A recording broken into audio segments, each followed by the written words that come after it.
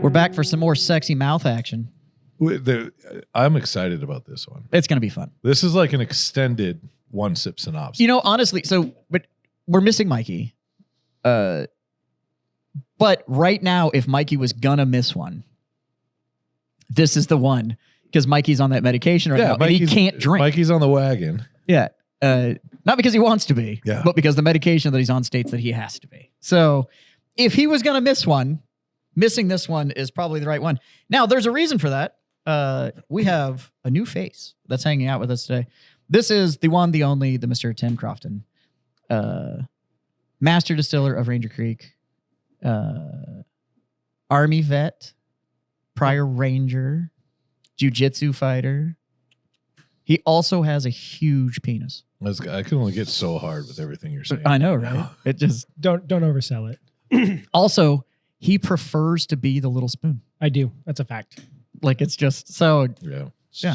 Especially if the person is physically larger than me. Yeah. I want to feel tiny. yeah. See, so he's strong but still vulnerable. Like it's, yeah. It's a Gotta have a little bit of.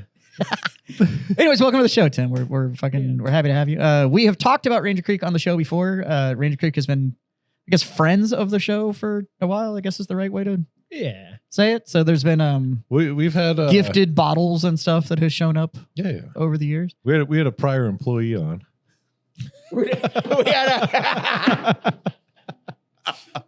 Sorry, I've been waiting like a week to say that. Quitter. That's what he was. He's a fucking quitter. Fucking quitters. He's here, by the way. The one we're talking shit about. Don't think we're talking shit behind his back. No, we'll say it to him. It's to his face, right fucking there. But we're happy to have you, man. Super glad to be here. Wanted to do this for, dude, it's been almost. I know we've Close talked to about 2 it since I years? met you a couple years ago. So. Yeah, it's been a minute. So Yeah. glad we can make it work this time. It's a good day for it. And brought you some. You brought a smorgasbord Some- of whiskey. Yes, I'm a very light excited. tasting. A light A tasting. light Tuesday tasting. Yeah, it's fine. It's only 9 bottles. Like that's It's pretty mellow. well, these are half bottles, so technically we can say that Yeah, so we got 1, 2, 3, 4, 5, 6, 7 and a half. Seven Yeah. and a half. I'm good Yeah, with that. that's way better than 9. that's doesn't sound near as alcoholic. I forget that people don't drink like this on a Tuesday. This is a normal Tuesday for me and Matt. This is a like normal- this no, on a pretty- Tuesday pretty for the past regular. 7 Yeah, years. Yeah, 7 years. This has been Tuesday. For the past 7 years, the boys have been training for this exact moment. Yeah. This is it. There was a point where we all had to have an after hours meeting that literally said like, we need to slow down a little bit. Like we We were have things to going do through- the next morning. It was The 4 of us were going through like 6 full bottles, like killing 6 bottles a night. Used to be a was Monday night bad. too. yeah, it was a Monday night. Tuesday was Yeah. bad. That's how you start the week.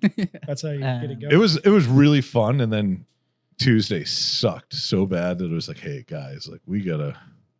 Like I'm supposed to be functional. Yeah, I can't. I'm a warm bag of smashed assholes until about Okay. 3 o'clock in the afternoon. So I'm going to force you to brag about yourself a little bit and why we should listen to you at all about whiskey and why it's good. Because it's not just whiskey. You actually make I make quite lot a of few stuff, different liquors. So yeah. go ahead and fucking lay the resume out so that we can all trust you. Light resume. Yeah, yeah. No, I am the head distiller at Ranger Creek. Been the head distiller for a year now. Been there for coming up on 4 years. A long time, I guess. Cool job. Primarily make whiskey. Make a lot of whiskey, but I do make pretty much anything. We make gin, rums, absinthe, limoncello. Wait a minute. There's Nice. limoncello? We make a badass limoncello. Ooh, I'm Uh, about that life. I've never had a fucking limoncello. Yeah, we have Ever? No, not his. Dude, Oh. I've had limoncello. I was like, haven't you've had- never. I almost Okay. brought it today too. Yeah, because we have our whiskey club. So our whiskey club Mhm. gives us the option every quarter we release a new whiskey, whether that's like a barrel finish or a different grain or whatever we do Okay. to do something different. And we do a non-whiskey spirit, and those non-whiskey spirits can be anything from that absinthe to limoncello to weird cocktail mixer things you've never heard of, like creme de cassis, which is black currant I know what that is. liqueur. Yeah, there you go. Do you really? I do. No, Oh, he's yeah. I he's got, bartended he's for a got a while. lot Oh of yeah, years so yeah, behind you it. Yeah, use yeah. creme de cassis or I've used it like 4 times in my life. but cherry yeah. cherry cordial, for Yeah. example, for like a last word, things like that. We'll make our own stuff because anything we make, we can sell out of our own bar. So that's how we like make our bar, not just a whiskey bar. Oh. We like kind of use our whiskey club program to like also That's it. Okay. make it so our bartenders can make like badass shit, nice. which works out really well, So yeah, I'm not sure you should listen to me all the way. Everybody's got their own palate, but I do think I've got some experience in both making and drinking. Yeah, but even from the technical aspect, like you said, everybody's got their own palate. Actually, between recordings, because our first ever guest on the Patreon recording. So if you're not a Patreon supporter and want to hear what he had to say about the whiskey we drank over there, you can do that. But between takes, there was actually there was a whiskey here that you wanted to try, and where we scored that and where you would have scored that were wildly different. But again, that's your own palate thing. But there is a technical know-how that does go into it. That's just like that just does come from work. Like I know the basics of how whiskey is made, but Yeah, if you asked me to make a barrel of whiskey, we'd Like I can understand pretty why he fucking rough. gave that the rating that he did, because it tasted like it was supposed to. Right. I just don't like Yes, it's how just that not a tastes. flavor that you like, yeah. So you know what I mean? which But if leads I to liked the- it, I probably would have been like, okay, yeah, this is what it's supposed to taste. But you're also a competitive jujitsu. Like you train for competitive jujitsu. Like you go and fight and yes, all that kind. yeah. Like you don't just go like train for the health aspects of it. You also compete and stuff like that. Which, Yeah, I do which means that compete. you have fun with pain, I do, which I like pain. explains why That you would like that explains whiskey. all. Exactly. that's- yeah. 100%. It's why I can drink all the terrible stuff, like Malort. I will but only. it's Do you enjoy it when you drink it though? No, absolutely. Okay. I only. I was like, So I have Malort. And I only ever drink it if I find somebody that's never had it. Because Freaking Malort is one of those things you can drink if you've had it and you know how to brace up for it. Like if you kind of know, it's so you like Malort's kind of like getting punched in the face. right? Like the first time you have no idea what to expect, you're just like, but "Geez." after you get used to it, you're like, okay, Okay, I just kind of gonna know how to suck. take this. Like it's Malort. Yeah, exactly. It's like there is no worse time to get hit in the nuts than the first time you've been hit in the nuts. And then after that, like if you see the shot to the nuts coming, you can kind of go like, and you can kind of like brace out for it. It's gonna suck, but at least you're kind of prepared mentally for Have an where idea. it's gonna I go. get what you're saying. And Malort's a lot like that. So now I'll drink it if I run into somebody that's never had it, and they're like, and I'm like, yeah, and they're like, I don't think I want to have it. And I'm like, I'll drink it with you. Like I'll do the shot with you. It's a definite surprise. It's a great to Yeah. get used- somebody who doesn't know, I used to do that with chartreuse. which is another terrible one. I It's was just say horrible. Rumpelmans is the one that I get, and that's like Listerine with Yeah. an alcohol burn. First time I had it, somebody was like, "Yeah, put it in your mouth and you like swish it around and then you drink it. That's what you're supposed to do." And I was like, "God, what the hell are you making me drink, dude?" I was on a cruise ship and I maybe threw up after that. Yeah, some of that shit. Before I was a pro. Awful. Before you were a pro. There's some flavors of stuff that I just don't like. I don't mind stuff that's port finished, but I don't like port wine. Interesting. I like Like- port wine, and I tend to not like whiskeys that are port finished. But I think it's a density thing. I think like just the pure flavor of port I don't like, but like a port finish on something, I'm like, okay. But like, I don't like peat. I don't like Pete. I don't like Peters. I don't like I was gonna Petey's. say, you're in I luck, don't like. you're in luck today. Yeah, I don't. And so that's that whole like. I think I've said on the show like I don't like Scotch. That's not true. I don't like certain styles of Scotch. Yeah, heavily peated Scotch. Yeah. It the is a, Highland stuff and the blended stuff and whatever. Yeah, I'll drink that all day. But it's a. I didn't like it for a long time either. You guys made me stop talking about this earlier. No, we wanted you Do you to want- talk about can it. I- because we wanted you to talk about it on Yeah. this. So I on hated this it. set. I hated it for a long time, which is interesting because I like Japanese whiskey, but it's lightly peated usually, comparatively. But Matt, our sales guy, who you guys had on, ex sales guy, yeah, back when he was cool and worked for us, used to bring bottles of it in every week. Okay. Legitimately, he made me drink, and I'm not lying to you. I would not say it would be an exaggeration to say 100 different scotches Wow. in the time I've known him. It would probably be pretty accurate.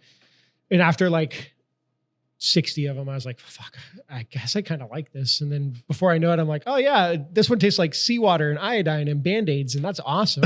And I'm like, God dang it, this is the worst descriptive words. Like when I describe American whiskeys, bourbons, I never use Band-Aids, medicinal, Yeah, but see, seawater, in the cigar world though, petrichor, dirt. I bet you there's There are cigars in the cigar world that when I started, I just smoked it and gone like, this is fucking terrible. Especially now, like I like a spicier, Yeah. more like pepper cedar forward cigar now. But when I started, I couldn't. And it was one of those like, You have to. I just got exposed enough to it that was like, oh, my palate does like this. Like I just kind of had to learn it.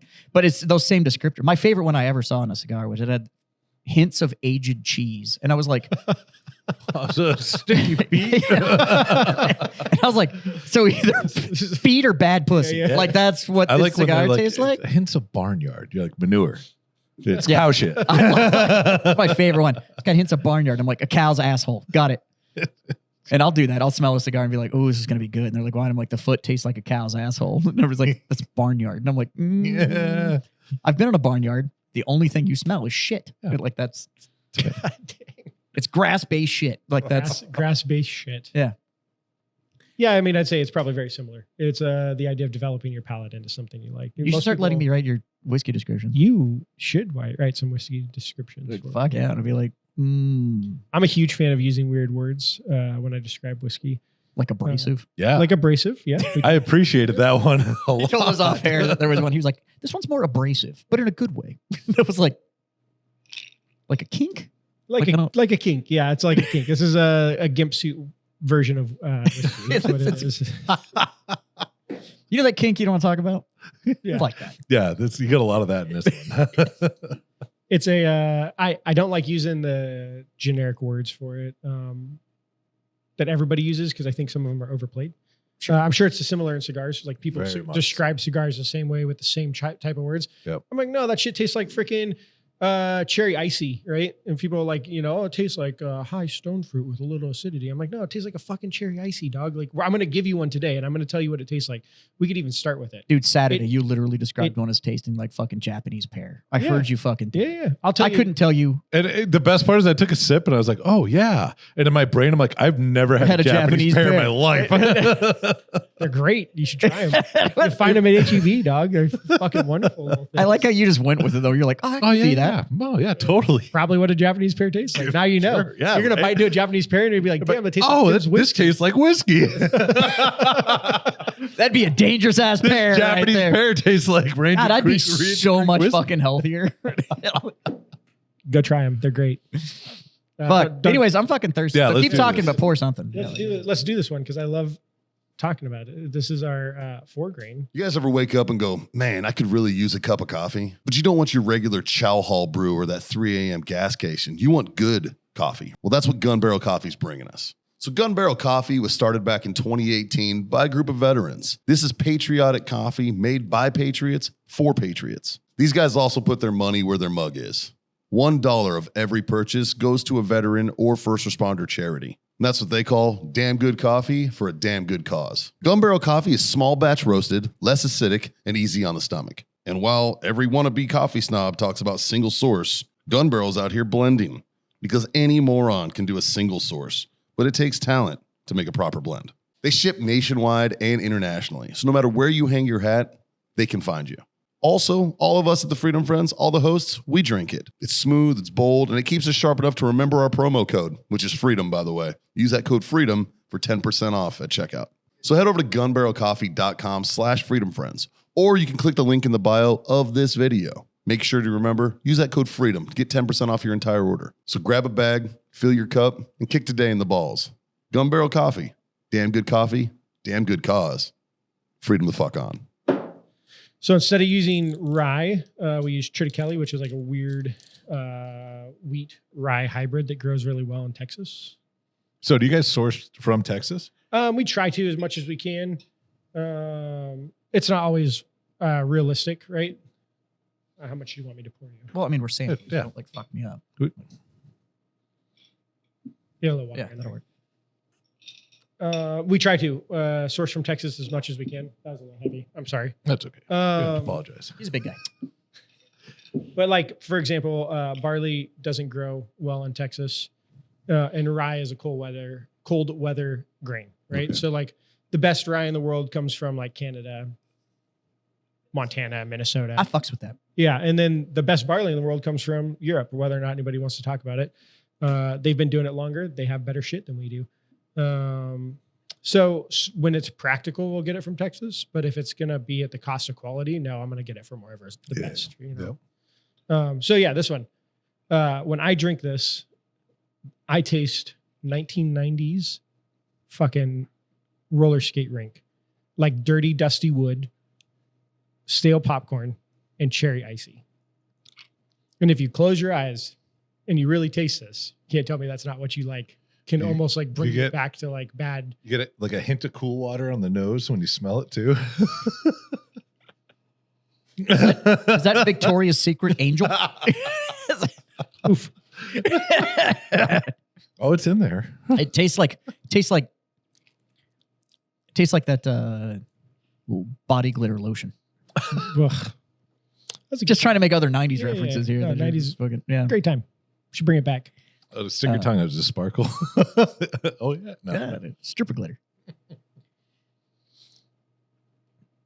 But I'd rather It's- describe it like that than be like, oh, you Yeah. taste like Well, it gives it a mood instead of just I've always been a believer that when you're trying to find tasting notes and things, essentially your brain, your taste buds are sending signals to your brain and it's triggering a memory so you can try to figure out what that means.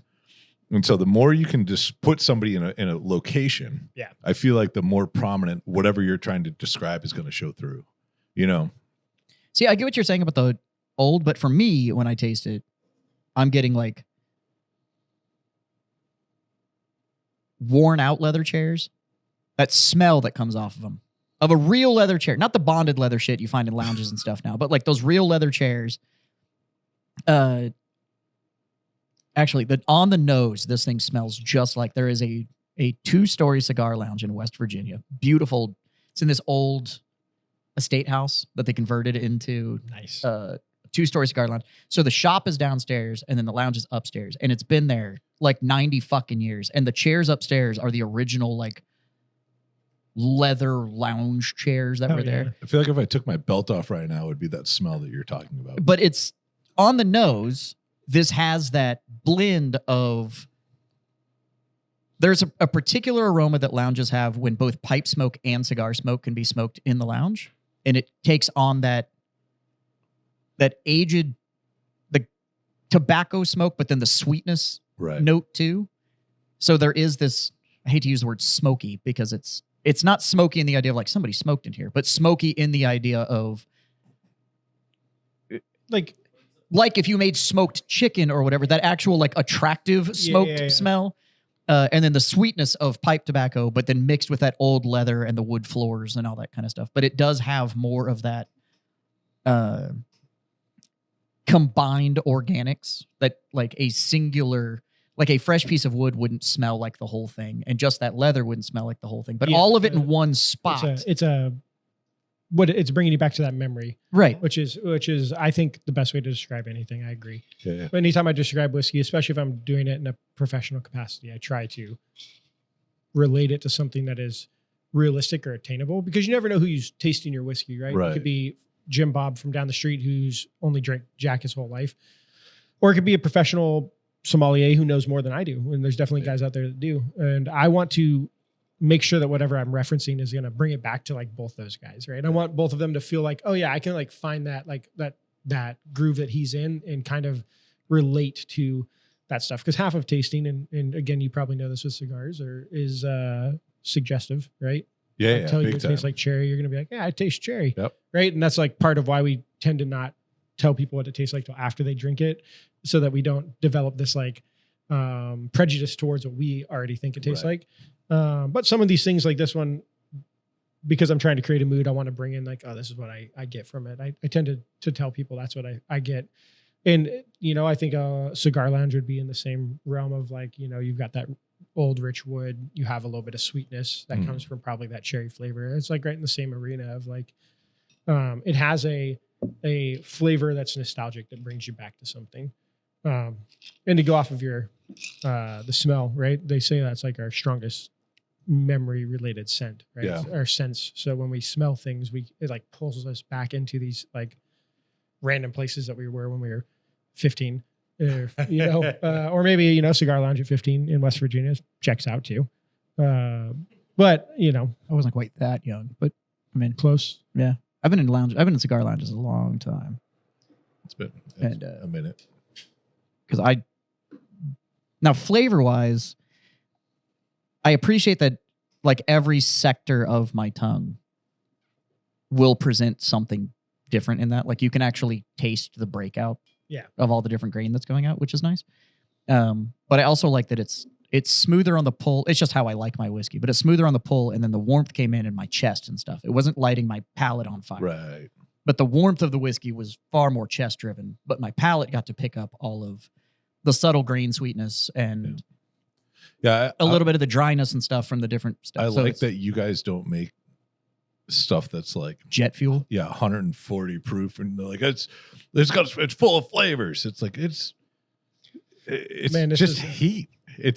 It's abrasive. It's abrasive in the wrong way. It's a conversation me and Matt have often, or me and other people who do whiskey tastings professionally often.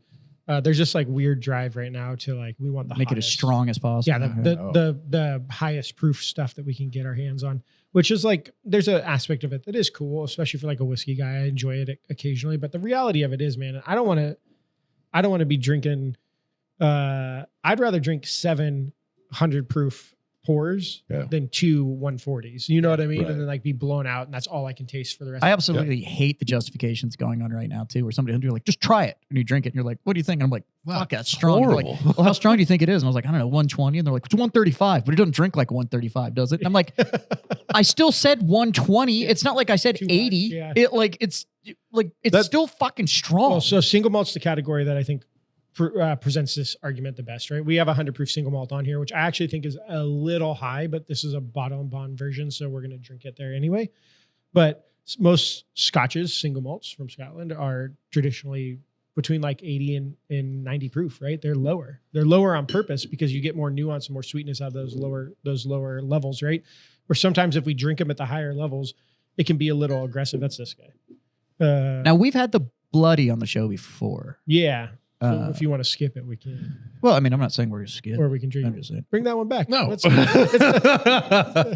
He's got one that neither one of us is very excited about. So let's pour the next one, but then I'm going to start getting, we'll start asking questions about the rest of your personality too. Oh, instead of- yes. It's a terrible thing. yeah. There's more. Yeah.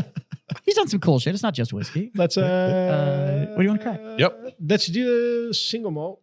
Yeah, let's do it. I'm excited about this one. So, the single malt, it's their Texas Landmark number 2. I have had the pleasure of drinking a lot of their stuff, both stuff that has gone to market, and I'm lucky enough to call these boys friends, and they have let me try some stuff that may never see the light of day, or it was only done for. Sorry to interrupt you, but kill that. All right, guys, quick break in the episode to talk about Warfighter Tobacco. If you've listened to this show before, you know it's what we smoke every show. Warfighter is a veteran-owned and veteran-operated cigar company. You don't have to be a vet to smoke it. We welcome any red-blooded American. Whether you're kicking back, watching a mediocre podcast, or celebrating a victory in life, we have something for every occasion. So use code FTFO at checkout on your next order at warfightertobacco.com. That's code FTFO at checkout. Now let's get back to that shit show. Man, I think I might have COVID. Stuff that may never see No, the light of just day, or it was done for like these crazy small batches that will only be served on like a whiskey night in their distillery and stuff like that. The Texas Landmark number 2, which is their single malt, is in my opinion the best thing you guys make. I'd agree. Again, palates are palates, and it is what it is. But I would say it's probably the best. It's actually become my wife's favorite whiskey. I like that. So Yeah. So, but this is slightly different from your market ready. yeah, our market ready one is at 42, 86. Says Yeah, Matt. this He one right knows, here, yeah, he right? knows better than me. That's the the mesquite smoked smoked one. version. Yeah. Oh, no, sorry. I- I didn't read it. Looking, I don't think there was a non-smoked version. Hey, You weren't? No, I drank it all. No, there was a bottle here. I drank it all. It's a. So this is the things that make this yeah. one different. It's 4.5 years. It's at 100 proof. and it is unfiltered, right? So we did not pull. You were any of right. the oils It's or any- creamier. Yes. So anytime you get unfiltered, truly unfiltered whiskey, Oh yeah, there's some floaties in there. yeah, it's going to have some stuff because it got cold. It's going to congeal that like fat that's in there. But that fat and those oils are what makes it feel creamier when you drink it. Now, what's creating fat in the whiskey? So, man, I don't know. You're asking me questions. I would love to tell you I'm a chemist. I do know that when it pulls through the still, right, there is at the lower end of the proofing, you're going to start getting some of those heavier things. It's in the mash. Oh. And that's going to be your oils, aminos, and Because the mash stuff. is kind of It's beer. shitty bread dough. I mean, it literally beer. looks like little yeah, pieces. and it's also kind of shitty bread dough. Like it's, I mean, like it's, yeah, you can see the little piece. And so I wonder That's if oil for sure. That's I what wonder is. if that That's white. combination of just like when you start fermenting out all of those the different sugars and stuff like, and it starts breaking down. If that's not what's, if the Yeah, fats aren't coming from. The fats and the oils are coming from the grain husk itself or the cell walls in those grains, really. Sure. And we What the are seed breaking that would down use on- to chew, to eat, to actually grow, Yes. but and it's then being used as the fuel to. also it's going into a barrel, and there's definitely proteins, fats, oils in that wood. So as it's in there, it's pulling some of that stuff out as well. It's not all just the mash. It's going to be a low combination of both, but like oily. So how many oily- grams of protein are in each drink? Can I lie and say like 10? And we just, Perfect. I love it. roll with it. By the way, when he's saying there's fats and stuff in it, we don't mean like the shit you trim off of fucking meat. Like it's a very different yeah. animal that we're talking Like about if here. Like it's if you ever watch one of those TikTok videos where they talk about fat washing, whatever, bourbons or whatever it is, like imagine that, but that it's nothing like that. Watched a guy fat wash. Sorry, totally off topic. You're good. Buffalo Trace this weekend with a fucking Snickers bar. And I watched the whole thing and was like, I'm just not sure that would be the decision I would ever make. with a Snickers bar. Yeah, he like cut up a Snickers bar and put it in a mason jar and he's like shaking it and doing all this stuff. And I opened up the comments and the first like 5 comments were all grouchy old men being like, why the fuck would you do that? Just take a sip of whiskey and eat a Snickers bar. And I was like, all right, Yeah, this is kind of. I justified. mean, But there is some. I was fat surprised. washing. I was surprised somebody wasn't like, I can't believe you did that to Buffy Trace. Yeah, well, probably that guy too out there. Somebody in Ohio who can't get it from him. no, he's so. We have We got some hate. we got some serious hate because It we was started awesome. calling Buffalo Trace Buffy Trace. We stopped saying Buffalo, started saying Buffy. Buffy This was like years ago. years ago. Oh man, And, like, people- it went viral on TikTok. It went viral. People were like, they were using the sound and saying Buffy Trace, and we're like, tell me you know nothing about whiskey without telling me you knew nothing about whiskey. And I was like, did you know what I was talking about? Then it sounds like I effectively communicate. Oh, that's like I awesome. don't like. and now people use it. Like, And now it's like common. it's accepted. yeah. Now it's people are saying Buffy Trace. We wanted to make a T-shirt that just I was said gonna say, you that should- said hashtag Buffy Trace on it. Make a but T-shirt until they tell you to stop making them, and I'd rock one. I just wanted to see how short I could get it. I just want to start calling it BT. Hey, I'm gonna be real. I went to Buffalo Trace in May with Matt and my wife. We were out there in Kentucky and did like, I don't know, an ungodly amount of distilleries in Yeah. 4 days or 5 days, 17 or 18, something like that, in 4 or 5 days. wow, Buffalo Trace was the worst one we went to. really? Yeah, Like- and It's too popular, man. so like, look, they make some really good stuff, right? They do. That's really high end. Their low end stuff is a little bit overhyped, and everybody knows it. We all pay too much for it when we do get it.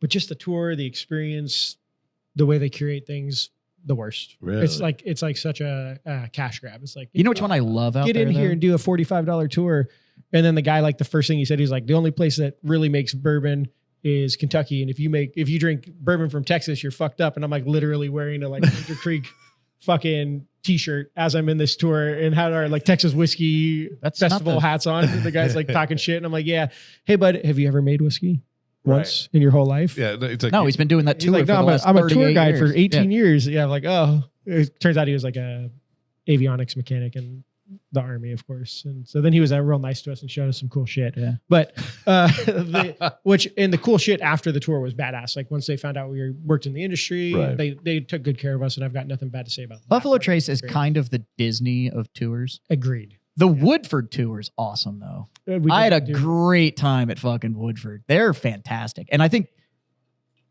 Oh, is yeah. the Maker's one good? Maker's Mark is I've Yeah? been on the Maker's. Cool. Yeah, I've been on the Maker's Mark tour 3 times. Okay. One time by myself, one time with some Army dudes because we're at Knox, and one time with Matt and my wife.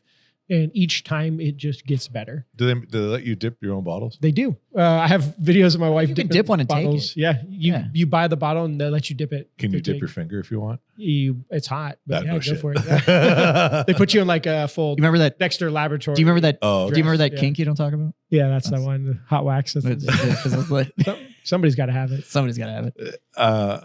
I watched a video of somebody who dropped a wine bottle in one of those vats. Like the whole thing. The whole thing. That's And then like it's like splashed up and it hit his hand, and I was just like, "Ooh!"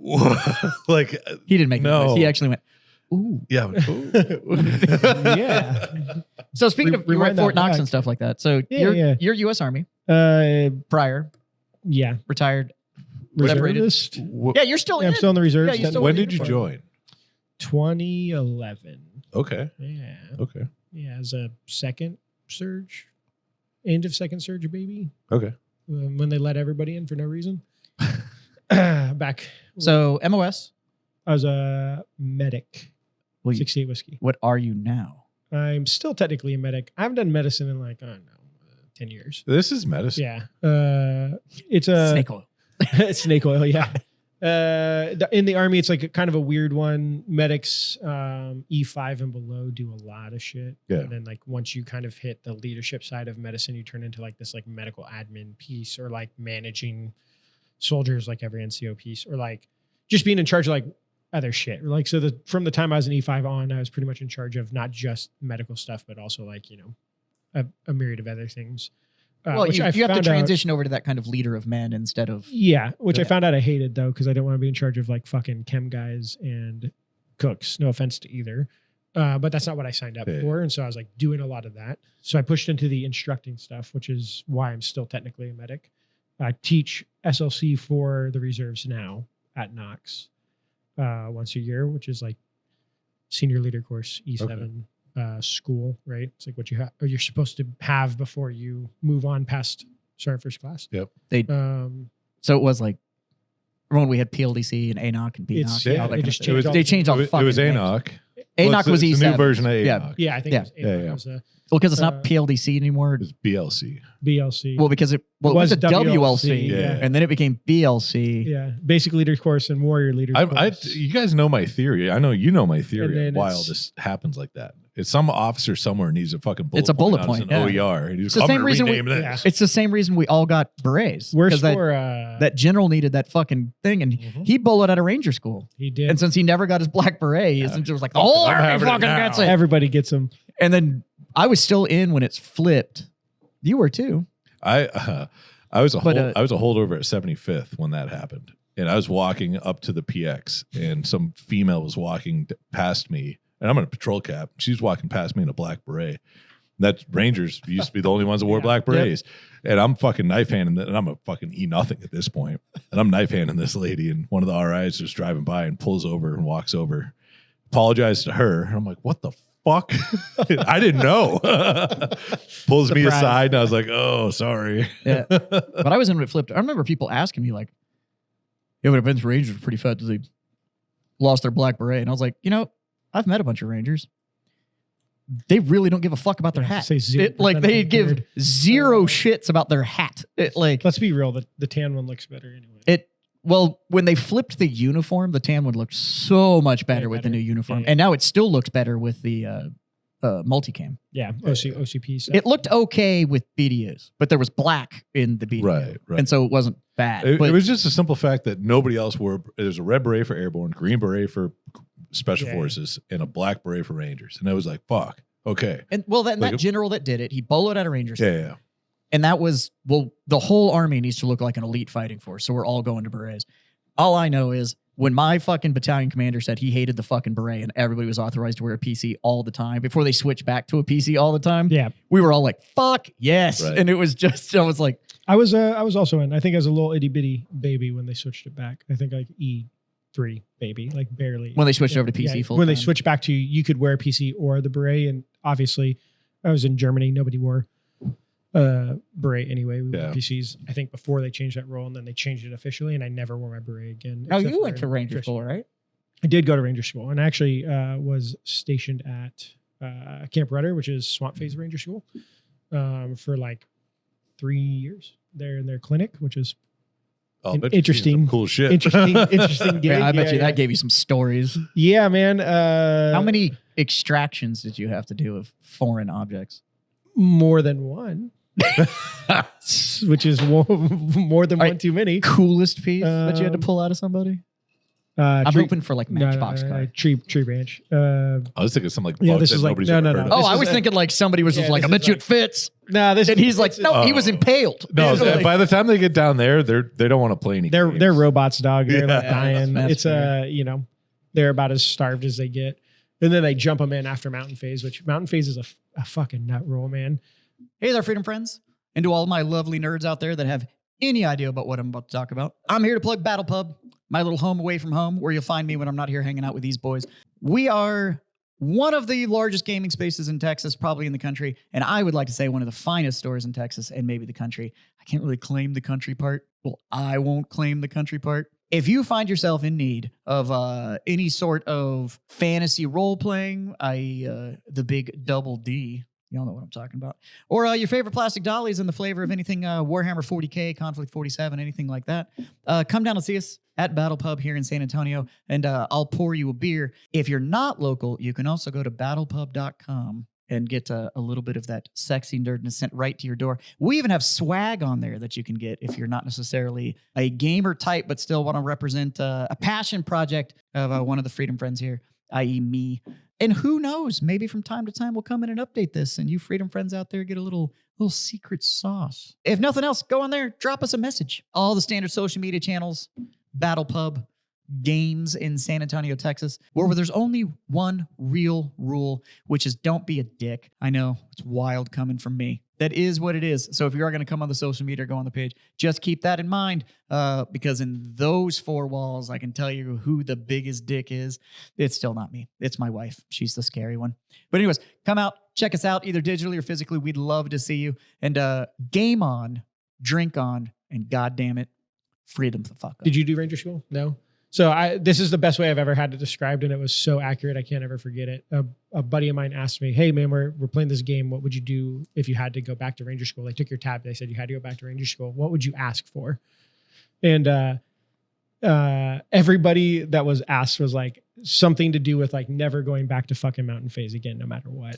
And my buddy literally said, I'd rather pull my dick out and hit it on the table with a fucking rubber mallet at the end of it every day twice the entire time that we're in Mountain Phase if I don't have to get graded and I don't have to fucking walk anywhere and then just go straight to swamps. And I was like, you know what? Same. I would literally rather smash my dick for fucking 18 days with a rubber mallet than go back to fucking Mountain Phase. And I went through Mountain Phase in the end of November, December, which was fucking cold. Yeah. It the first 3 days we were there was in like 75 degrees, and I was like, "Oh, Mountain Phase, Oh, this doesn't suck. Mountain Phase would be great." And you're like tying knots and like rappelling and like lead climbing, and I'm like stuff I kind of was good at and knew how to do before I went to Ranger School. Then it was pure sucking tundra. And so we're on Mount Yona, which is this fucking you lead climb and do all this stuff. So you lead climb with fucking morons, by the way, because not everybody that goes to Ranger School is worth a goddamn anything.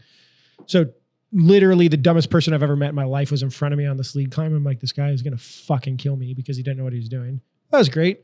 We went to sleep and I was like, man, this is a little windy. And I woke up and there was fucking snow on the ground. And I was like, dude, it was literally 75 degrees the day before. And there's snow on the ground and they're like, well, welcome to Mountain Phase. And it snowed or rained every day the rest of the time I was there. And I was like, what the fuck is this? I feel like that, like, and I've heard this from a lot of people. I feel like Mountain Phase Ranger School is kind of like Fort Polk, Louisiana. They have a weather machine, but they just don't tell anybody. Yeah. And they trick you, and they're like, "Oh, So, look!" I honestly, And then they're like, "Just kidding," and they turn all the knobs, and it's just like, "Fuck you." Yeah. I honest to God think that's actually every military post, especially if it's a training Yeah, post. yeah, yep. So the non-training ones, like non-training posts, are very predictable. You can kind of go like, yep, that one's definitely going to be cold, or yep, that one's definitely going to be hot, or that one's going to give me exactly what I expect. Somehow the training posts, though, every school I've ever gone to, I arrived, it was hot as balls, and we'd get a heat cat, and by the end of it, somebody was getting treated for like first-degree frostbite. And Oh, it's like, yeah. how the fuck? We're in South Carolina. It like what? Dude, this is How the fuck did you do this? Yeah, I'm Georgia. I'm in Florida for 3 years, right? At Swamp Face. Yeah. And I lived straight line distance. It was like 9.5 miles away from camp, which camp is like in the middle of fucking nowhere. It's in the middle of the woods. It's Yeah. literally That's because we buy the shittiest. the road that you take to get out there is 12 mile, 7 mile, 5 mile, and then you're on Camp Rudder, I think or maybe it's 3 mile. I can't remember. It's a long way out there though. You're just driving on I literal. thought you were range naming the roads. roads. No, that's what the roads are named. Yeah, They're 12 named. mile road, 7 mile road. Yeah, that's the name of the roads. It's fucking in the middle of nowhere, right? It's on like huge property that the Air Force owns at Eglin Air Force Base. Okay. And I lived straight line distance. That was like 10 miles.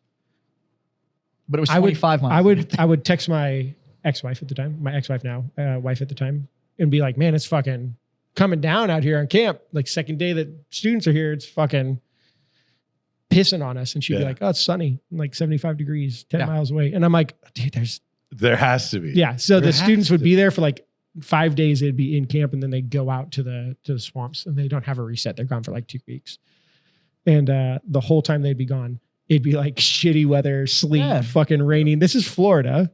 And it'd be like all of a sudden fucking June, 43 degrees and raining. I'm Right. like, what the fuck is going on? I'm telling you, Weather machine. it's Dude. every training post. It's not even like just Fort Polk or whatever. It's Fort Leonard Wood.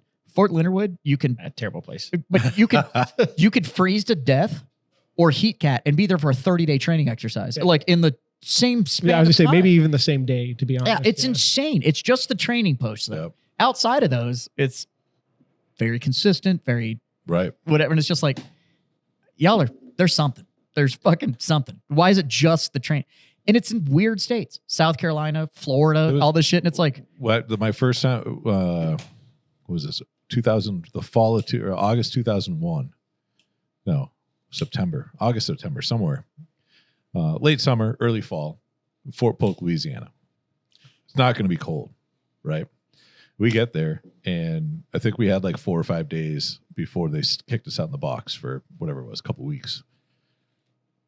And I know Scott's told this story fucking a handful of times over the years. It just fucking like we patrolled in. We walked through this little, I don't know, low area, and 2 days later we had to walk back through it. And we walked through, and it's perfectly dry. I mean, you could hear leaves crunch under it was your a feet. fucking river. We came back, and we had our fucking rifles above our head, and it was a chest deep river of water coming through there. And we're like, the fuck? Yeah.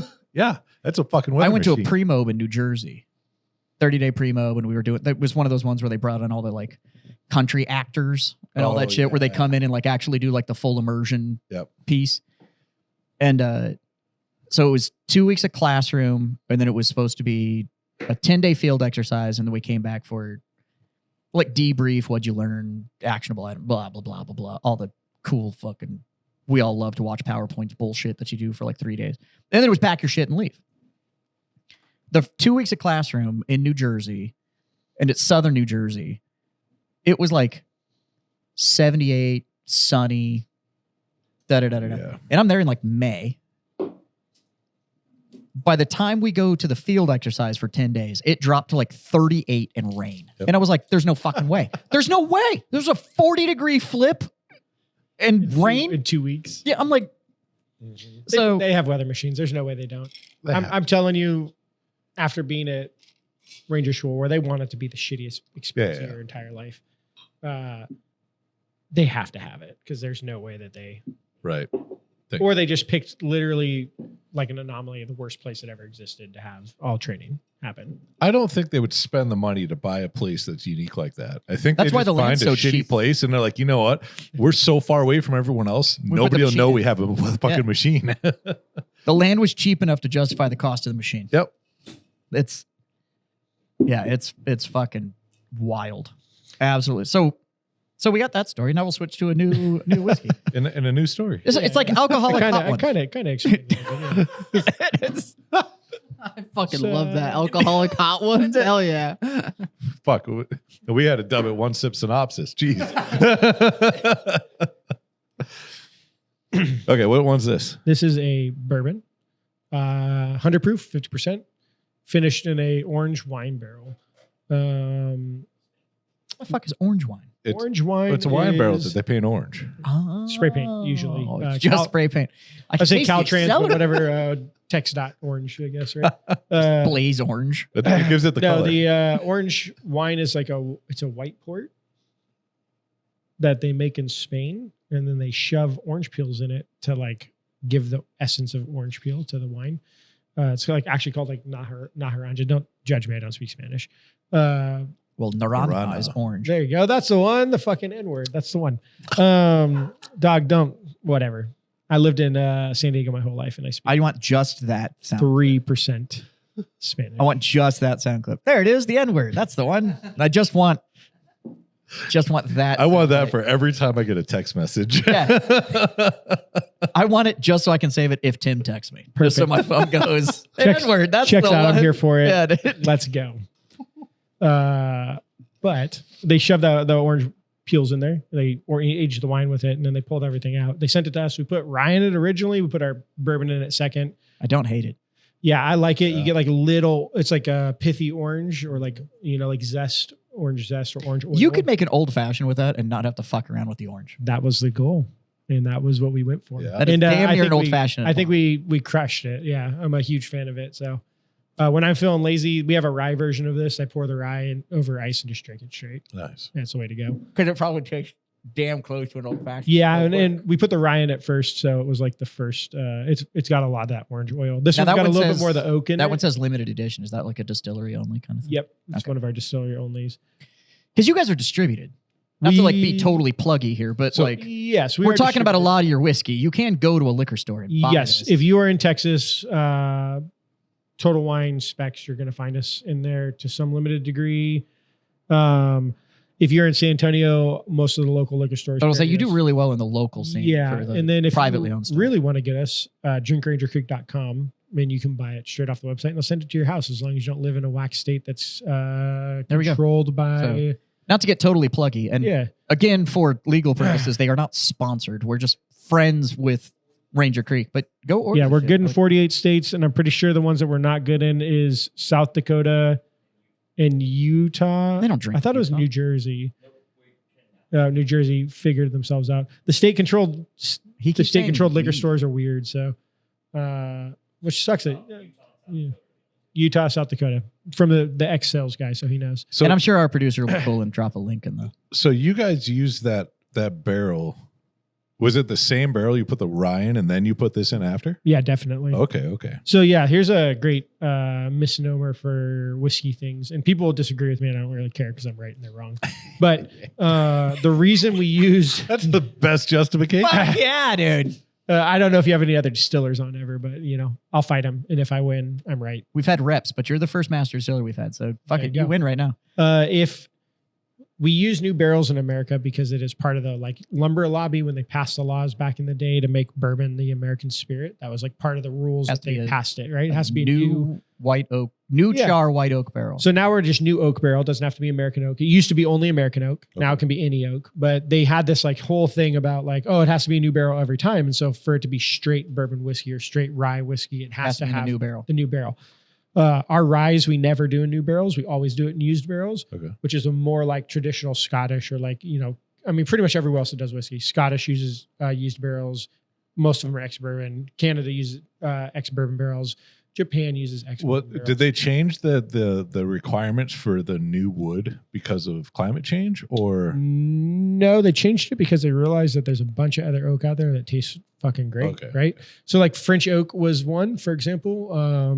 I didn't know if Maker's it was Mark, we talked like, about them. They use French oak, right? the world's ending. We got to save the Yeah, trees. it was more like guys like Maker's was, Mark were let's using keep- let's French keep- oak, and they wanted to. Let's keep Open up tradition the- alive, but I want something unique. Otherwise, you just end up with carbon copies just across Right. every single. If it's the exact same recipe that everybody's using for every single whiskey, then Yeah, I think we talked about this when you came out. The variance in recipe in Kentucky for bourbon, like straight bourbon whiskey, ones that are not weeded, is they're 86% the same. Yeah. The variance is very little, right? They change a little bit of rye content or a little bit of barley content. We use 46% instead of 48.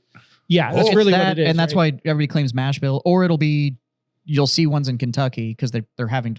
If it's Kentucky straight bourbon whiskey, there's a kind of a fixed piece that you have to go with, Right. or they'll do things like all of our corn comes from this one farmer, That's what and we don't yeah. mix any Hmm. nobody else. It's just this. Everybody in Kentucky, we source our corn within 200 miles of our distillery. And I'm like, yeah, That's the whole state. That's your That's whole the whole state. state. Yeah. So you mean Just that say it's Kentucky corn. the Like it's- largest producer of bourbon in America uses corn from the state because all the farmers stopped growing everything else Now, except Matt's for got a fucking good corn. point because there's a bunch of distilleries like really close to Louisville. Louisville's on the river, Yeah. and like literally, there's 2 states that you can see from, like your Louisville. hotel Yeah, yeah. balcony in Louisville. You can look out and go. It lets you cross state lines. Yeah. And Yeah, they're not so- telling you it's from Kentucky. Yeah, exactly. He's Yeah. I mean, it's Oh, they it's all have Ohio the- corn. They all have the Good. same gimmick. Close enough. Right. But this, to say that, here's the thing. I'd tell you my mash bill for anything I make because you could go try to make it on your still in your house, in your region, on your grain, and it's going to be different. Yeah. And that's like part of the thing there is nuance every time we make stuff. Even when I make stuff or TJ, the owner who made all these recipes, makes stuff, the way we run the still is different. The way we like maybe boil Right, things is different. The way we approach downproofing is different. All those things are going to change a little bit of that like flavor, right? So while we're using the same mash bill and the same process and same equipment, technically the two of us make just a little bit different stuff, and then we blend that stuff back together, right? And that's kind of how we get that like main. It's really neat because Yeah. I've had the tour down there a couple times, and one's been done, a couple have been done by you, and then a couple have been done by TJ. And it's funny because part of the tours they always they introduce you to the still, and Yeah. there's no other way for me to put it, but they literally introduce you Yeah. Here, meat. to the still. It's like meet Jenny, she makes the whiskey, and but the way they describe it is you'll get the same kind of mechanical breakdown. There's this many plates in it, and so on and so forth, but the personality of the still that they describe, you can kind of tell from a technician standpoint of like how each one of them treat it Okay. and what they've seen in it that they go like, well, I do it slightly like this because I know the machine kind of does this, and Yeah. the other one sees something else and they adjust and whatever. So it's neat in the idea of there is still this personal touch when you're talking to somebody that makes it. And I don't mean the people that are like, oh, I'm making it in my basement, or like the pros that are actually making it, right? And that's the same building. It's the same grain people that are shipping it to them. They have all the same equipment, but the personal touch that's going into the preparation of it, there is still that piece. And you kind of get it when you have these other companies where it's like, well, he's been the master distiller at Woodford for the last 40 years. And it's like, Yeah. and he's the one that goes, he checks the heart, he does this, and it's his Right. mark that's on that piece. And then you can kind of tell. I remember when the master distiller from Woodford went and started Angel's Envy.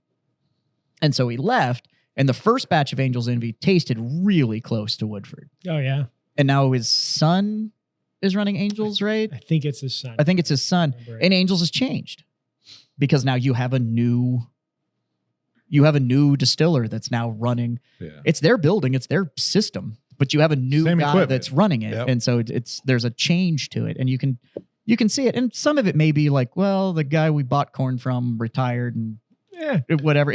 There could be that, but I grain honestly, matters, but Yeah. I do think it is process matters also. that process. There's also some shit that I've seen you do, and I'm not just gonna like shout all your shit out, but Yeah. In that barn that I've stood in several times now, and there's like, well, I had this idea and the owner didn't really like it, but fuck it, I tried it anyways. Because it is a problem. there's a forgiveness over permission thing Yeah. kind of There going on, should be. but I literally said it to him today. I was like, hey man, I'm gonna do this thing and I know you're not gonna like it, but it's gonna make you money and then you can complain after you get paid. That's fine. And we can talk about it then. And he basically like kind of looked at me and was like, yeah, man, we're gonna do that. And I was like, yeah, it's fair, right? And it's the way it goes sometimes, right? And hey, you've made me your head distiller. You've given me this like position. Let me do my thing. right, don't trust me with it if you're not going to Yeah. trust me to do it. Yeah, And Let me do it. But you're making good stuff, and so Thank you. So two Um, quick questions. One semi-serious, one of them not at all. All right. So semi-serious one. Do you guys have any type of like open still house, or is it everything enclosed and controlled? Yeah. Like when- like like or any barrels environmentals or, like- affect what you guys are making. So if like whatever's in like pollinating in that time of year, 100% yes, everything is affected. I don't do any closed fermentation. Yeah. Our fermenters are closed. I'm air quoting if you're not looking, but they're not sealed, right? Okay. So I'm not like sealing them off like a beer fermenter.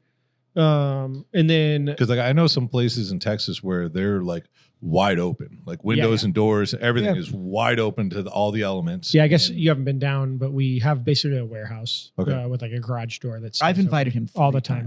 you have, but you're like, hey, It's at 11 o'clock on a Thursday, 12 let's go get hammered. I'm like, 12 I gotta minutes away. work, bro. 12 minutes away. I will get there. I have a humidor there. You can come put things in it. Okay. You can come just smoke cigars. yeah, and yeah, hang out let's there. do it. They- One of these days in my life, things are starting to calm down a little bit. The best is the 9 a.m. tour. It's the way to go. Really? You can't drink all day if you're gonna start in the morning, buddy. Fucking hey, let's do this. Hey, back to Kentucky. The best tour I took in Kentucky. My favorite tour. Matt didn't get to make it because he took off the night before. I went to Bardstown because I really wanted to take my wife there to see it. And we went to the 9 a.m. tour. Dude. And I showed up and the tour guide unlocked the door and he's like, "Are you my tour?" And I was like, "Yeah." And he's like, "Cool, you're the only 2 people on it." Oh, awesome. And I was like fucking sick. And I told him, I was like, "Hey, I've been on the tour before. I'm just trying to show my wife basically like your guys' spot." They weren't Yeah. going to have their food open. Their food's really good. And he was like, "Cool." And then my wife was like, "Oh yeah, I need distills." Because I hate to tell people that I work in the industry. That's why I bring Matt with me everywhere because he can't shut up about it. And then That's fair. yeah, it's true. I'm What's he just gonna not. say now? You should take him on a tour now I and don't see know. what he says. I'm an unemployed sommelier. He's just gonna be like unemployed sommelier. Yeah, Matt legitimately, all bullshit aside, I would never ask for the things that Matt does. Yeah. That's why I bring him with me because he's like my attack sales guy. He's like, "Hey, we work in the industry. You should let us behind the door." And they're like, "Yeah, we're not really into that." And he's like, "Yeah, don't be fucking weird. Just let us behind the door." And they, "Okay, cool. We'll let you behind the door." I'd never do that. But my wife, obviously, you marry your wives because they're probably the parts of you that you need. And she, My wife fixed all my shit. yeah, my wife aggressively told this dude that I was a distiller. But then he walked us around and did not even the tour because I've been at their tour twice as well already before that time. So he walked us around, let us like do a bunch of stuff, sample stuff right off the still because they're doing high wines that day, and then introduced us to their master distiller, Steve McNally, who was the guy, the master distiller for Maker's Marks he worked for Maker's Marks for 45 or 50 years. He left the industry, retired, and then basically Bardstown threw enough money at him that he came back and was like the Bardstown. I've run into that master before. The distiller. first time, my wife is a huge fan of Jester King. Badass spot. Great beer. Yeah. And a dope spot. If you've never been to Jester King, if you're in Texas, make the trip to Jester King. It's a massive property, and it really is designed for you to go hang out. And there's like 6 bars on property. And we did the tour, and then I told the tour guide that I was talking to him, and I was asking like specific questions. And he came up to me afterwards, and he was like, well, I was asking questions to the master brewer because part of the tour is you got to meet him. And he came up to me after me. He was like, "Are you in the industry?" And I was like, "No, but I was in the cigar industry for a long time, and there's a lot of similarities between the blending techniques of getting this done." And those guys just like talking to people that can kind of speak the language. Right. And so then all of a sudden, my wife and I ended up on this second tour Yeah. with the master brewer. And so all of a sudden, like doors were getting opened, and we were seeing shit. He was going to bars and like looking at the bartender and be like, "Hey, that unlabeled bottle behind the bar right there, grab that, hand it to me." And Yeah. so, and it was Which that is- kind of stuff. That's the stuff that honestly makes you're never going to not like Jester King because of that. Well, and now like, I- unfortunately, Jester King they have a demand to production issue. Like they just cannot make enough Yeah. beer. And so, Like I'm on the super level of a wine club because of everything we're talking about right now. yeah. yeah. It's not because I wanted to. And so it's, when I'm telling you it's like the 9 a.m. tour on any of them and Ranger Creek was super dope. I asked for a tour for my staff and I took my whole team down there because we carry a bunch of their beers at my place. And you guys don't even open that early, but they opened it for us and we got there. And they used to have this bartender that was this retired dude that retired again and left them and stuff like that. But we got there and at 9 a.m. this guy was just like, "All right, who wants what cocktail?" And just started making drinks. And then we got a tour and it definitely wasn't like the scripted tour. It was far more of the whole like, It was my script. yeah. Yeah. Don't But it make was me great. the tour guide if you don't. But we left Give away free at whiskey. like 1 and my Nice. team was fucked. Yeah. And I was looking at someone going like, "Remember, you have to work after this." And they were like, oh shit. So I went to lunch and they kept drinking, and I was like, yeah, whatever. I did this to you guys. Like, you're fine. But it's really, really neat. If you haven't ever done a whiskey tour, and if you're local, obviously go talk to the boys at Ranger Creek. If not, and you get the chance to go to a distillery and do the tour, it's cool. The whole process of it and the science of it is pretty fucking phenomenal. If I can give a shout out too while you're talking about that, definitely hit up the small guys, man. Like, look, the big dudes are cool. Baker's Mark, friggin' Bardstown Distilling, Buffalo Trace. Do it because it's cool. Do it because you get to see some stuff for like the biggest guys in the world. Go find the small, medium-sized guy and check out their shit because you're going to be impressed by what they do. Honestly, the craft industry in whiskey is so badass. And that like little pocket of like big enough to have some distribution, but not so big that they're nationally distributed is the best whiskey in America. And I will argue that against anybody all the time. One of the best things that Matt brought me was Whiskey Thief, which they're medium-sized in Kentucky. They're big, but they're like medium-sized in Kentucky. He pulled me rye from a barrel and told me to go to fucking Sugar's strip club. But that shit's fucking phenomenal. Yeah. And look, the big boys are the big boys for a reason. Their stuff's good. You know what you're going to get. Yeah. It's going to be consistency, but I promise you the medium-sized guys are the ones doing the stuff that's like hammer shit. Look, like I'm not trying to pimp another whiskey company right now, but one of the coolest ones that I went to, and that's why I asked you guys about the open air stuff, is Copper Shot up in Bastrop. Their still house is just fucking, it's just an old building from, I think, like the early 1900s. And I don't even think they have fucking windows. Like, it's all screens and shit, you know? So, and there's a giant pecan tree right outside. So if it's in bloom, everything they make is going to be. Yeah, pecan and Ranger Creek's like that. They have an open mash bed.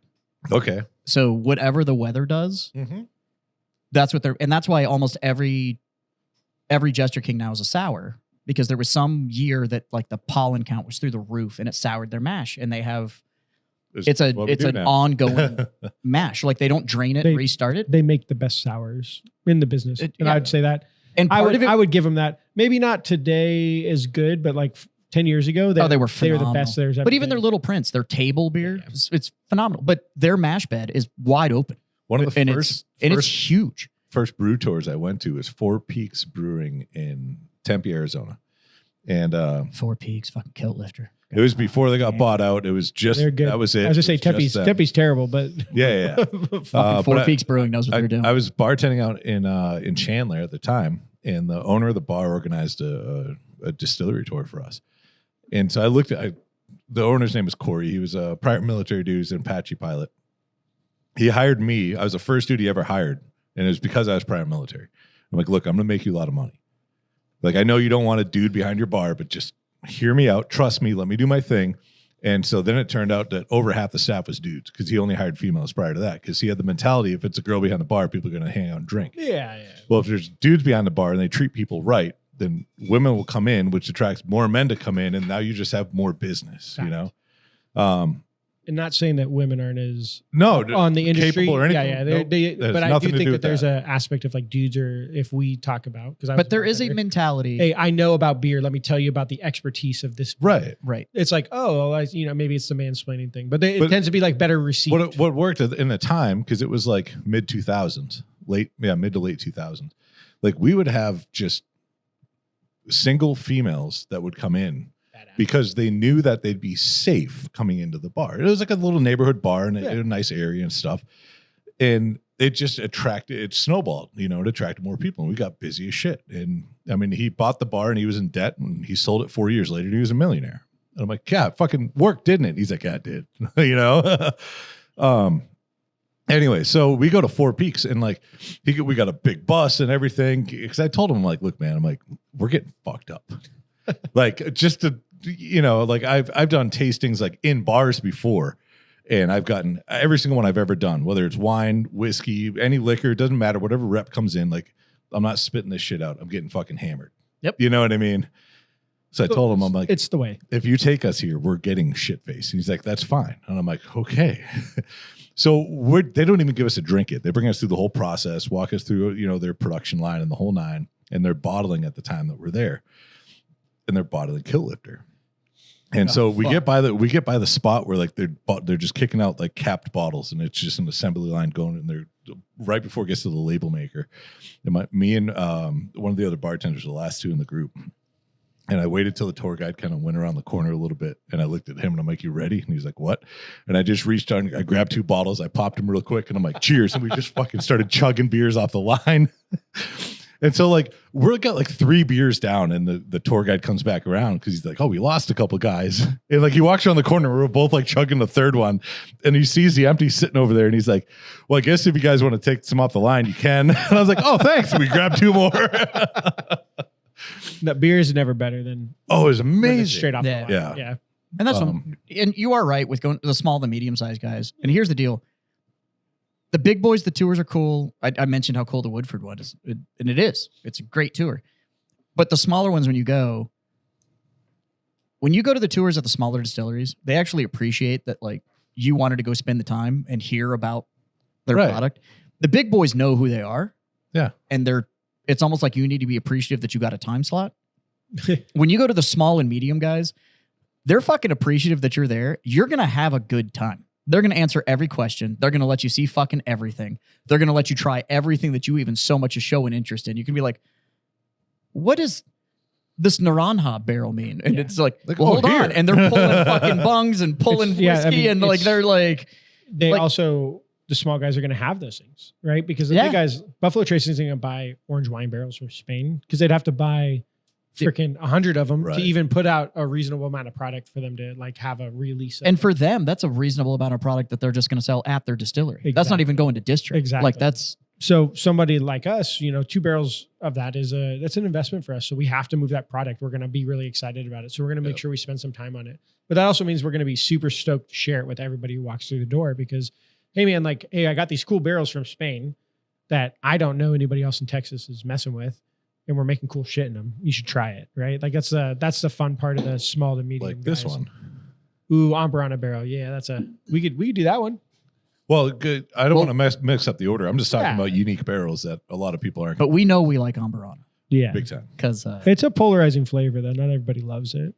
But I So- think I will say this, and I will toot our own horn for a second. I think we do it better than anybody else's I've had so far. well, you do because it. You do it subtly. It is a flavor that will blow you out Well, it's very overpowered. if it's yeah, if you're not careful. that barrel is like bitters in an old fashioned. Mhm. If you go one splash too much, you've ruined the I fucking don't want drink. it. It like you can go one splash too few and be good. and Yeah. be like, Yeah. Less is more. but you go one splash too much and the drink is ruined. And that barrel is the same way. It is a little goes a very long way. Yeah, so for you guys that don't know, Ambarana barrels are basically like an oak barrel from Brazil. It's a hardwood from Brazil. They use for some rum that they have down there. It can add a lot of like creaminess or cinnamon flavors, creme brulee, toasted sugar, whatever tastes you want like to say. Christmas. It tastes does. awesome. There's a lot of guys in the States that have used them and like overdone it. Specifically, I'll always point out RD1 because they had the barrel first and they freaking exploded. Okay, their so first, here we go. We're going to the next one. You're going to explain what it is, and then I'm going to ask you another. Whichever one you want. We don't have to go Non-whiskey in any selected, particular order. non-whiskey. We'll just do this particular one question.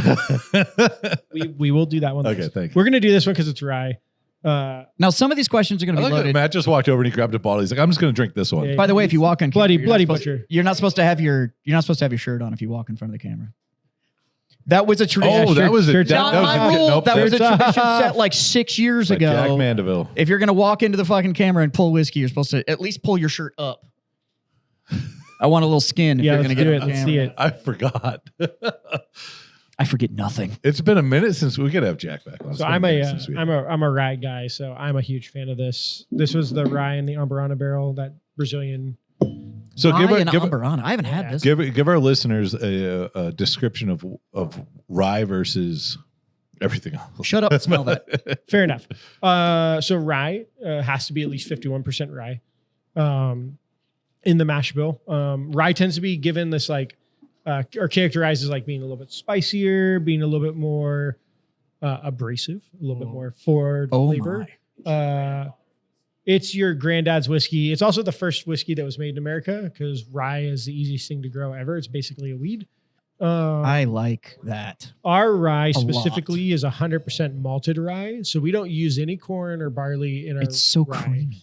And I think I get green apple and baking spice from our rye, not like pepper spice. Baking I'd agree with spice. that. Yours isn't. Your rye isn't near as Abrasive. Abrasive. No, it's not as dry. Dry's another good word I for think it, yeah. most rye. It's not that I dislike rye. There's some ryes that I think are executed extremely well. There's other ryes that I'm like, if this isn't in a cocktail, I'm not gonna drink it. Yeah. Then there's ryes that I can drink I just as think rye. of rye as two ways. It's either like that oaky, dusty, peppery spiciness, or it's floral, sweet, subtle side of rye. And there's not really an in between. Nobody's doing like a middle game of that because it depends on the rye varietal that you're using. I think Yeah. you get this like old school, old granddad, Overholt rye style, or maybe even Jim Beam Green Label if you're really rough on yourself. Yes, for me, rye is either like you go to those restaurants that will give you rye bread at the beginning, and it's Yeah. obviously been on a shelf for a week in the back, and they bring it to you. And if I don't put 8 pounds of butter on it, I can't fucking Yeah. you can't swallow it because it's so But fucking fresh dry. rye bread. But fresh rye bread is Well, fucking gorgeous. I should like right? rye more You than I should. do. You are part rye-ish. rye I'm Jewish. Jewish. Yeah. Jew adjacent. No, well, he's like 50%, but Oh, it's not shit. on the mom side, so it yeah. doesn't count. So that's Yeah, why yeah, that's why I'm I'm tracking. Jewish. yeah. I'm a super tinfoil Hattie, so if we want to talk about Jews, I'm here for you. I'm a big fan of conspiracy theories. So We Doug, have, let's get through these, and then maybe we can go down some rabbit holes. I'm a problem. this for is you. fantastic. Yeah. no, because I'm I'm about fucking it. here I'm for it, about yeah. it. this Doug, I told you. Shout out to 10th Planet Jiu Jitsu. Look into it. that's Come my train. question. Come train at 10th Planet Jiu Jitsu. Yeah. Because Doug, Eddie Bravo is like the fucking king of conspiracy theories. Awesome. Dude, legitimately, I won't try. I'm just gonna go hang out. I'm not Yeah, you like just you're gonna go roll hang to out. it, but no. Yeah. So this tastes like an alcoholic snickerdoodle. that's a perfect example. Yeah. Cinnamon. No, I'm it's a- not just cinnamon though. It tastes like an alcoholic snickerdoodle. Like I'm a huge There fan is of the a- Amberana barrel. there is a creaminess and with 2 C's thickness to this liquor. and maybe 2 T's as well. There's a, Yeah, it is uh, thick. Thick. these And, barrels are like oily in a way that I can't describe. And you guys can see because you're here. You can This see the is oil that's like this left is on if the glass. if but you went to a Diddy party and they serve snickerdoodles, that is what this tastes like. See, this is why you should let me write your I love it, descriptions. yeah. Yeah. Because I'm telling you people around here are like, I need to buy that. I need to Yeah, this is like a Diddy Party infused rye I'm here for it. Yeah, it's- dude, I'm telling you, this is without this is- the weird stuff. yeah. maybe with the weird stuff after the bottle, but This is like a you could go, Christmas. you could go somewhere with This it. is like a Christmas party in I mean, the this is grotto. that's 100 proof. You could drink a glass of this. Oh, easy. And like I could 20 drink more than one 20 glass of seconds, this. drink yeah. This is- bottle probably. Yeah. That's So- what I'm saying. Speaking of, you brought up 10th planet, Yeah. 10th, Uh, not 10th Mountain. not 10th mountain. That's Climb to glory, dog. that's a no. No, I'm good on them. No. So I don't run. Yeah. So you I just seen if we had any. you train jujitsu I do train jujitsu and have for a while, for a minute. Yeah. A decent. for a little bit. Yeah, You've been six- trying for a six- couple years now to get me to come 6 hang out at years. your gym. Yes. Yeah, because you should. Because if one I man don't can hold like- you down, I don't like being hurt. 2 men That's can the- move you. That's the rule. It is. It's true. I'm little, dude. It's one dude. That's Yeah, the two of us, you're fucked, dog. I'm gonna be real. not one dude and I'm fucked, but that's because it's only rape if you resist. Also, So yeah, it's like I'm gonna fuck you up, and I'm like, you can't rape the willing big guy. Like that's a it's so. No, I don't like being hurt. Here, have some more of this. Yeah, I don't like pain. I'm not one of those guys that gets up the next morning and I'm like, oh yeah, that pain means I fucking put in the work yesterday. Mm-mm. It's a, I'm in enough pain when I wake up, anyways. Yeah, I wake up hurt anyways, and I said this on Saturday, and I'll say it again. If you are getting hurt at jujitsu, it's because you're doing it wrong. Yeah. so you have actually. I said I would be interested in coming down and training if I was coming down to train for the health aspect. Yeah. If I was coming down to maintain flexibility, This to starts that maintain way. strength and all Then that. you're kind like, of I'm stuff. gonna fight. No, I'm not. Okay. No, I'm not. No. Yeah, look, we have a ton of dudes. I talked about. Nope. I 5 years ago, I got Our- in a fight, and I think last week I finally got over it. I hurt forever. afterwards. It fucking sucked. Fighting as an adult is not as cool as fighting as a child. I still feel I have a theory that every 10 years you need to get punched in the face. How long has it been for you? Oh, I'm overdue. I was to say we could get it done today. There's cameras and everything, dog. No. I'm here for you. No, but it has to be deserved. Oh my God. Like, I have to earn it. Let him punch you. No, I have to earn it. Like, it's not just like No, dude, it'll be like a Nobel Prize. It'll be for actions you perform in the future. It's the same. Just 1-2 it, and then you've got it for the next 20 years. Dog. Like, Yeah, oh, dude. okay, I'm It's good like for 20. It's like a savings bond. Like, just get cracked I'll out, cash it in and you're later. it'll be like, and then you're gonna do something to be like, no. Oh, I already got fuck. punched. You don't That do it. you're gonna do something to be like, there it was, I earned No, it. because I feel by that 10-year mark, people they forget what it feels like to get punched in the face because of their actions. Yeah. Yeah. 100%. Right. So like every once in a while, you just have to kind of it's like a little reset. Be like, oh, you know what? But with today's day and age of social media, People are too scared to do it. Yeah. Yeah. Because trust me, People well, are you- scared to do it, and also people just don't get in those situations anymore because I can be you in just do it on California their phone. telling you that you in Texas are a bunch of fucking pussies, and Like- nobody can do anything about it because Right. You haven't known me as long. John's known me for a while. I have a talent for running my mouth. It's I would have never Yeah, I know, right? guessed that. I have definitely pushed that envelope where I'm like, I'm gonna get hit. I'm gonna say it. I'm gonna get hit anyways. And I've found he's that pushed the envelope to the point where I like other people, myself included, have been out with them, and it's like we're all gonna get hit. It's not even just him. there has been- he's really talking. there has been times where I have been with certain friend groups where I've definitely run my mouth a little harder, going. It's like all of my friends are bigger than me. you can see I don't- like the thought, like you can see it, like. The thought comes, the eyes light up, and he kind of like does this, and he's like, "Oh yeah." Yeah. Like I have the It's crew time. with me. There's also been times where I've been on my own and still run my mouth. And what I have found is that nowadays people they won't do it. Like Yeah. they just Different time. We can't get away with They it. just Same. won't swing, and it's like, eh. I have a little Let me brother get- that's exactly like you. My middle brother's a little bit bigger than me, probably, generally speaking. And then my baby brother is fucking a string bean, fucking 145 pound. He's also a brown belt in jiu-jitsu and not a fucking person you would want to fight. But he does not look intimidating. He also talks more shit than any motherfucker I've ever met in my entire life. Hands down. Jeff, if you listen to this, fuck you. Yeah, Jeff. 100%, he's gotten me in more fights than anybody else in my life, including myself. I am not one to talk shit. You want to be tougher than me? I'm like, yeah, cool, whatever, dog. It's all you, but like, oh, you're a fucking pussy. I'm like, yep, biggest pussy you ever met. I'm cool with it. It doesn't hurt my feelings, right? My brother Matt's kind of retarded, so he's the same way. Like people talk shit to him, and he's like, I didn't even know this guy's talking shit. Why are you talking shit to me, dog? I'm just drinking beer. You know, he doesn't get it. But Jeff has got a gift for like, he'll find that thing that you're like self-conscious about, and then he'll like write it home, right? Like I listened to him and tell the never guy- let it go. Yeah, this is the first person I ever met who like we were playing Xbox and he told some kid like, kid was like, you're a faggot, and he's like, yeah, I kissed your dad last night. And the kid's like, what? He's like, yeah, I fucked your dad and your mom watched. And I'm like, who the fuck says that? This is like 14-year-old boy saying this to somebody on Xbox. Tim, And you and he's- me have very similar brothers. He's carried that energy. Yeah, it's a thing, right? Yeah, it is. It's a fucking problem. Yeah. Look, dude, I'm a peaceful man. It's never gotten you in a fight. I've been No. forced to be. I carry a gun though, so Yeah. I can tell you guys are related. I would say the thing that Jazz has said most to me easily is I'll perforate you every time we talk about fighting. I'll just perforate you. Perforate me. Perforate me.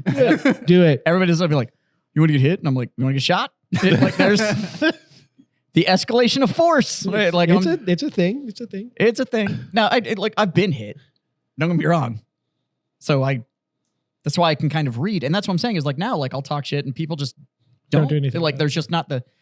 Now I don't talk shit just for the sake of talking shit. I don't like bullies. Yeah. I don't like bullies. So typically, I will chime in if I see it happening, and because I'm smaller, I tend to end up as the target when people start drinking. So people start talking shit. But bullies typically don't know what to do when you'll yap just back. stand your ground and Yeah. fucking back it up. And then they're like, Now, there's been times I've done it alone. There's been times where I've been out and all of my friends are fucking your size. And so Yeah. then all of a sudden I'll start talking shit, and you'll see like John like shift weight, and all that, and then they start realizing. Yeah, there's people around you. Oh, Because I hear the shit coming out of maybe his this mouth, is and I'm bad. like, it's just a matter of Yeah, seconds you at can't- this point.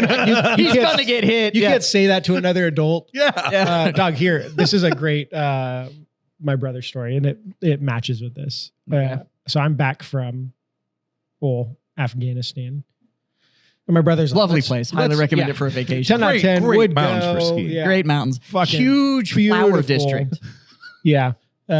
Fucking flowers. Yeah, purple ones. They're beautiful. purple. Yeah, they're you can great. see them when you fly in. You Like see them it's, for miles. for yeah. miles and miles. You Beautiful. should ask me about that too, because I It's, got a real it's like you walked dystopian into moment the Wizard of Oz. standing in that in a poppy field. Oh yeah. As a 18 Charlie looked at me. We're on our third day of a 7-day mission to keep those flowers safe. And he looks at me and goes, "Hey, we're in a war on drugs in America right now." And I'm like, "Yeah." And he's like, "And we're fucking protecting drugs in Afghanistan." Mhm. Like, yeah. He's like, Yeah, "They're but- going to go to America." And I'm like, yeah. He's like, "We're getting blown up by fucking IEDs." And I'm like, "Oh, Yeah, thanks, or- bud. That's what I want to think about right For now." the source. As I'm like clearing fucking grape rows of fucking poppy fields. And he's like, "Yeah, that's fucking retarded." And I'm like 25 walking around as a medic on this mission. And I'm like, "Oh man, this dude's fucking right." Yeah. Like Yeah. I was like, "What the fuck am I doing with my life?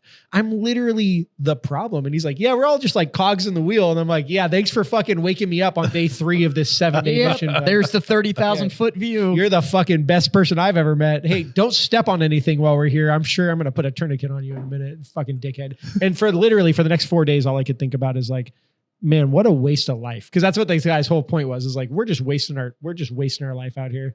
And I was like, God damn it. You signed. I the would have line done and are so are much better willing- had I never talked to that dude. willing to go die to protect a Yeah. drug field to guard the economics Yeah. of the local population, Cause they said they're on our side. Yeah. 'Cause knowing that those drugs are going to get purified and then sent to Sent to- our country, where we're going to have a whole nother law enforcement Blew- issue trying to blew fucking- my 25-year-old mind. Yeah. And I stood there, and when people joke like, "What radicalized you?" I'm like, "Ah, this fucking random no-name fucking 18 series dude." That's who radicalized me, is a fucking random engineer. Do you know what radicalizes everybody? Joining the military. That does too. Because you get out and then you're just Not like, wrong. you know what? I've Yeah. seen how the sausage is made, see some shit. and it's Yeah, it's a all problem. fucked. Yeah. All of it is fucked from top to bottom. Yeah, it's not sausage, it's Soylent Green. Yep. And that's when, yeah, exactly. And that's when people go now, and I say it on the show all the time. I don't trust any fucking politician. Nope. Left, Nope. right, middle, don't care. I don't trust any of you. Because any man that wants that level of power is no man that you should fucking trust. It's a fact. Now, mind you, he had a political campaign on our last debate, Ooh. or 2 debates ago. It wasn't a campaign. It was just a statement of correctness. I don't know. You were talking about my opponent and all kinds of stuff like that. Spelling a whole bunch of lies. I don't speak to the unemployed. Look, Peasants aren't allowed. Yeah. On that note, let's Uh, get into another bottle. yeah. Because this, if not, I'm going to keep drinking this. Yeah, we're So, gonna- anyways, so we're going on a huge tangent. We'll go to another bottle and ask the Yeah. question. So you've I trained- do you've want trained- to tell you this story about Jeff though, because it'll make you. Okay, And I'm tell me sure the- tell me the your Jeff. brother will feel this energy. So I'm back from Afghanistan. In a great state of mind. We go out drinking. My brother's like, "I want to go out with just you, like just you and me, and we're just gonna go have a good time." I'm like, "Cool." So we go out in San Diego, which is where I'm from, and we had a good time. We're at this bar. My brother's big into singing karaoke. He very much so, like I said, different than me and my middle brother. He's a skinny guy, did like musical theater, has a Mhm. beautiful voice, can sing like a fucking angel. Songbird of our generation, maybe. How's his boyfriend? Real cute. I knew. Um, I'm jealous. I was hoping he was single. so this dude, he signs up to do this thing, and the guy running this karaoke thing, it looks like you're like fucking stereotypical creepy dude, and all these women keep singing over and over again. He's just skipping all the dudes, Yeah. right? And my brother's like getting frustrated about it, and I'm like, "Dog, just chill. Like we're drinking, hanging out at this bar, right? This bartender's hitting on him. She's like super cute and into him, and I'm like, just have a good time, man. It's like." Who the fuck cares about this dude? He's like, "Nah, this guy's like fucking using his position of power to be a predator towards these women." So he's like, he's anti-bully. he's super, yes, sure, anti-bully, doesn't like injustice. Also, maybe like a little bit like lefty weirdo, at times. It's his thing. But I'm like, whatever, dog. I'm here for it. He's like, yeah, fuck this dude. I'm like, yeah, fuck this dude, right? Some 50-year-old dude doing karaoke in a fucking dive bar in San Diego. I don't give a fuck about him. He just can't get over it, right? No. So it takes like an hour and a half for him to get up there. He finally sings, right? When he sings John Legend, which Wow. is not easy to sing, No, not right? at all. He fucking crushes Then he it. does have a voice. Yeah. If he's It's what's the song? The something people. I can't remember what it is. It's one of his like more famous whatever Yeah. runny crazy John Legend songs, right? And the bartender that's like hitting on him, who's super cute, is like, "Oh, you guys get free beer. Here's free Guinness." And I'm like, "Yeah, dude, this is awesome." So at the end of his song, while he has the mic in this fucking dive bar, right? He goes, "This guy right here." This guy fucking signing people up, he's a fucking predator. He's trying to prey on women. That's why he lets them sing instead of dudes. And he just goes on his whole tirade about how this guy's like a fucking bad dude trying to fucking get after women. And that's why he's not letting dudes sing. And the bartender literally looks at me and she goes, "You want me to close you out?" And I was like, "Yeah, please." Right? So she closes out and my brother comes back over and this fucking big ass dude from Boston, because he's got 6 Boston tattoos and talks like he's got fucking peanut butter mouth, comes over, is like, "You guys got to leave the bar." And I'm like, "Yeah, cool. Park my car at Boston Yard. I'm gonna fuck you up. What Leave year you was alone." this? Right? This is like circa 2012, 13, Was Mikey 2013. out there? Mikey guy from Boston. He might have been named Mikey. He was bigger than me though. I'll tell you that. so wait a minute. He was big dude, bunch of Boston tattoos, bouncing at a bar. Yeah, in San Diego. Show me a picture. I'll tell you if it was him. I will never forget this guy. I was pretty drunk, but I'll never forget this guy. I don't have a picture of him with Uh, clean shaven. I only have a picture of Mikey with a beard. So there's a big difference. He looks like two different He had people. like a small beard, maybe. Huh. I'm working on it. Uh-oh. Okay. Here we go. So my brother like won't let this go, right? My brother's like, "Nah, that guy's a fucking predator." And this guy's like, "Cool, but you got to leave the bar." My brother's like, "Fuck you." And I'm like, "Hey, chill, dog. This guy's like kind of big, right?" He's like, "Yeah, I'm fucking fine. I do jujitsu." And I'm like, "Yeah, man, I don't fucking care. I don't want to fight this dude and his 6 bouncer friends," right? Legitimately is like screaming at this dude. Walks up to the dude that did the karaoke thing, grabs his ear and like holds him by the ear and is like, "You're a fucking predator, dog. Say it out loud." The bartender's like, "I'm going to hit you." And my brother's like, "Cool, I'll deal with you in a second." The bouncer. And he's like holding this dude's ear and is like, "Say you're a predator." The guy says it. He's like, "Cool, I'll leave." And we go outside and the guy was like, "Hey man, that wasn't cool." My brother looks at this fucking 250-pound bouncer and is like, "Fuck you." Like full grown man, "Fuck you," with his whole chest. Right? My brother weighs 150 pounds. Right? And I'm like, so yeah, this guy shifts his weight and squares up. And I'm like, "Oh my God, I'm going to fight 3 bouncers. I've been back from Afghanistan for 7 days and I'm going to fight fucking 6 bouncers in San Diego in the middle of the street." And just by the luck of the draw, up walks Stephen Aiken. He's a black belt in jiu-jitsu in 10th Planet.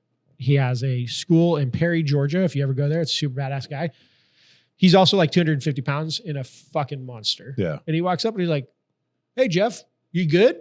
And I'm like, "Oh, this is way better all of a sudden instantly," because there's like another big dude here, right? Like it was like just me and Jeff versus 6. And like this guy walks up that like outweighs me by 40 pounds. And I'm like, "All right, yeah, we can do this." 3-on-6 is like way better than 2-on-6, right? 100%. Especially 2-on-6 with like the tiniest baby brother. Yeah. Now you got 3-on-6 and a black belt. Yeah. I'm like, we're That's probably That's like 4.5 on we're 6. at probably that gonna point. like Well, if you can surprise the first, eke this two. one out, right? Like I was like, I'm pretty sure I can one hit or quitter this guy, and we can like do the rest of the thing, right? We'll figure So it I'm out. saying if you can surprise the first Yeah. two, Yeah. then And completely diffuse the situation. But this guy was like squared up and ready to go. And I was like, "Oh my God, I'm about to get in this big ass fight in the middle of San Diego, trying to like not be that guy, trying to Right. change. I joined the army to leave San Diego, not do that shit."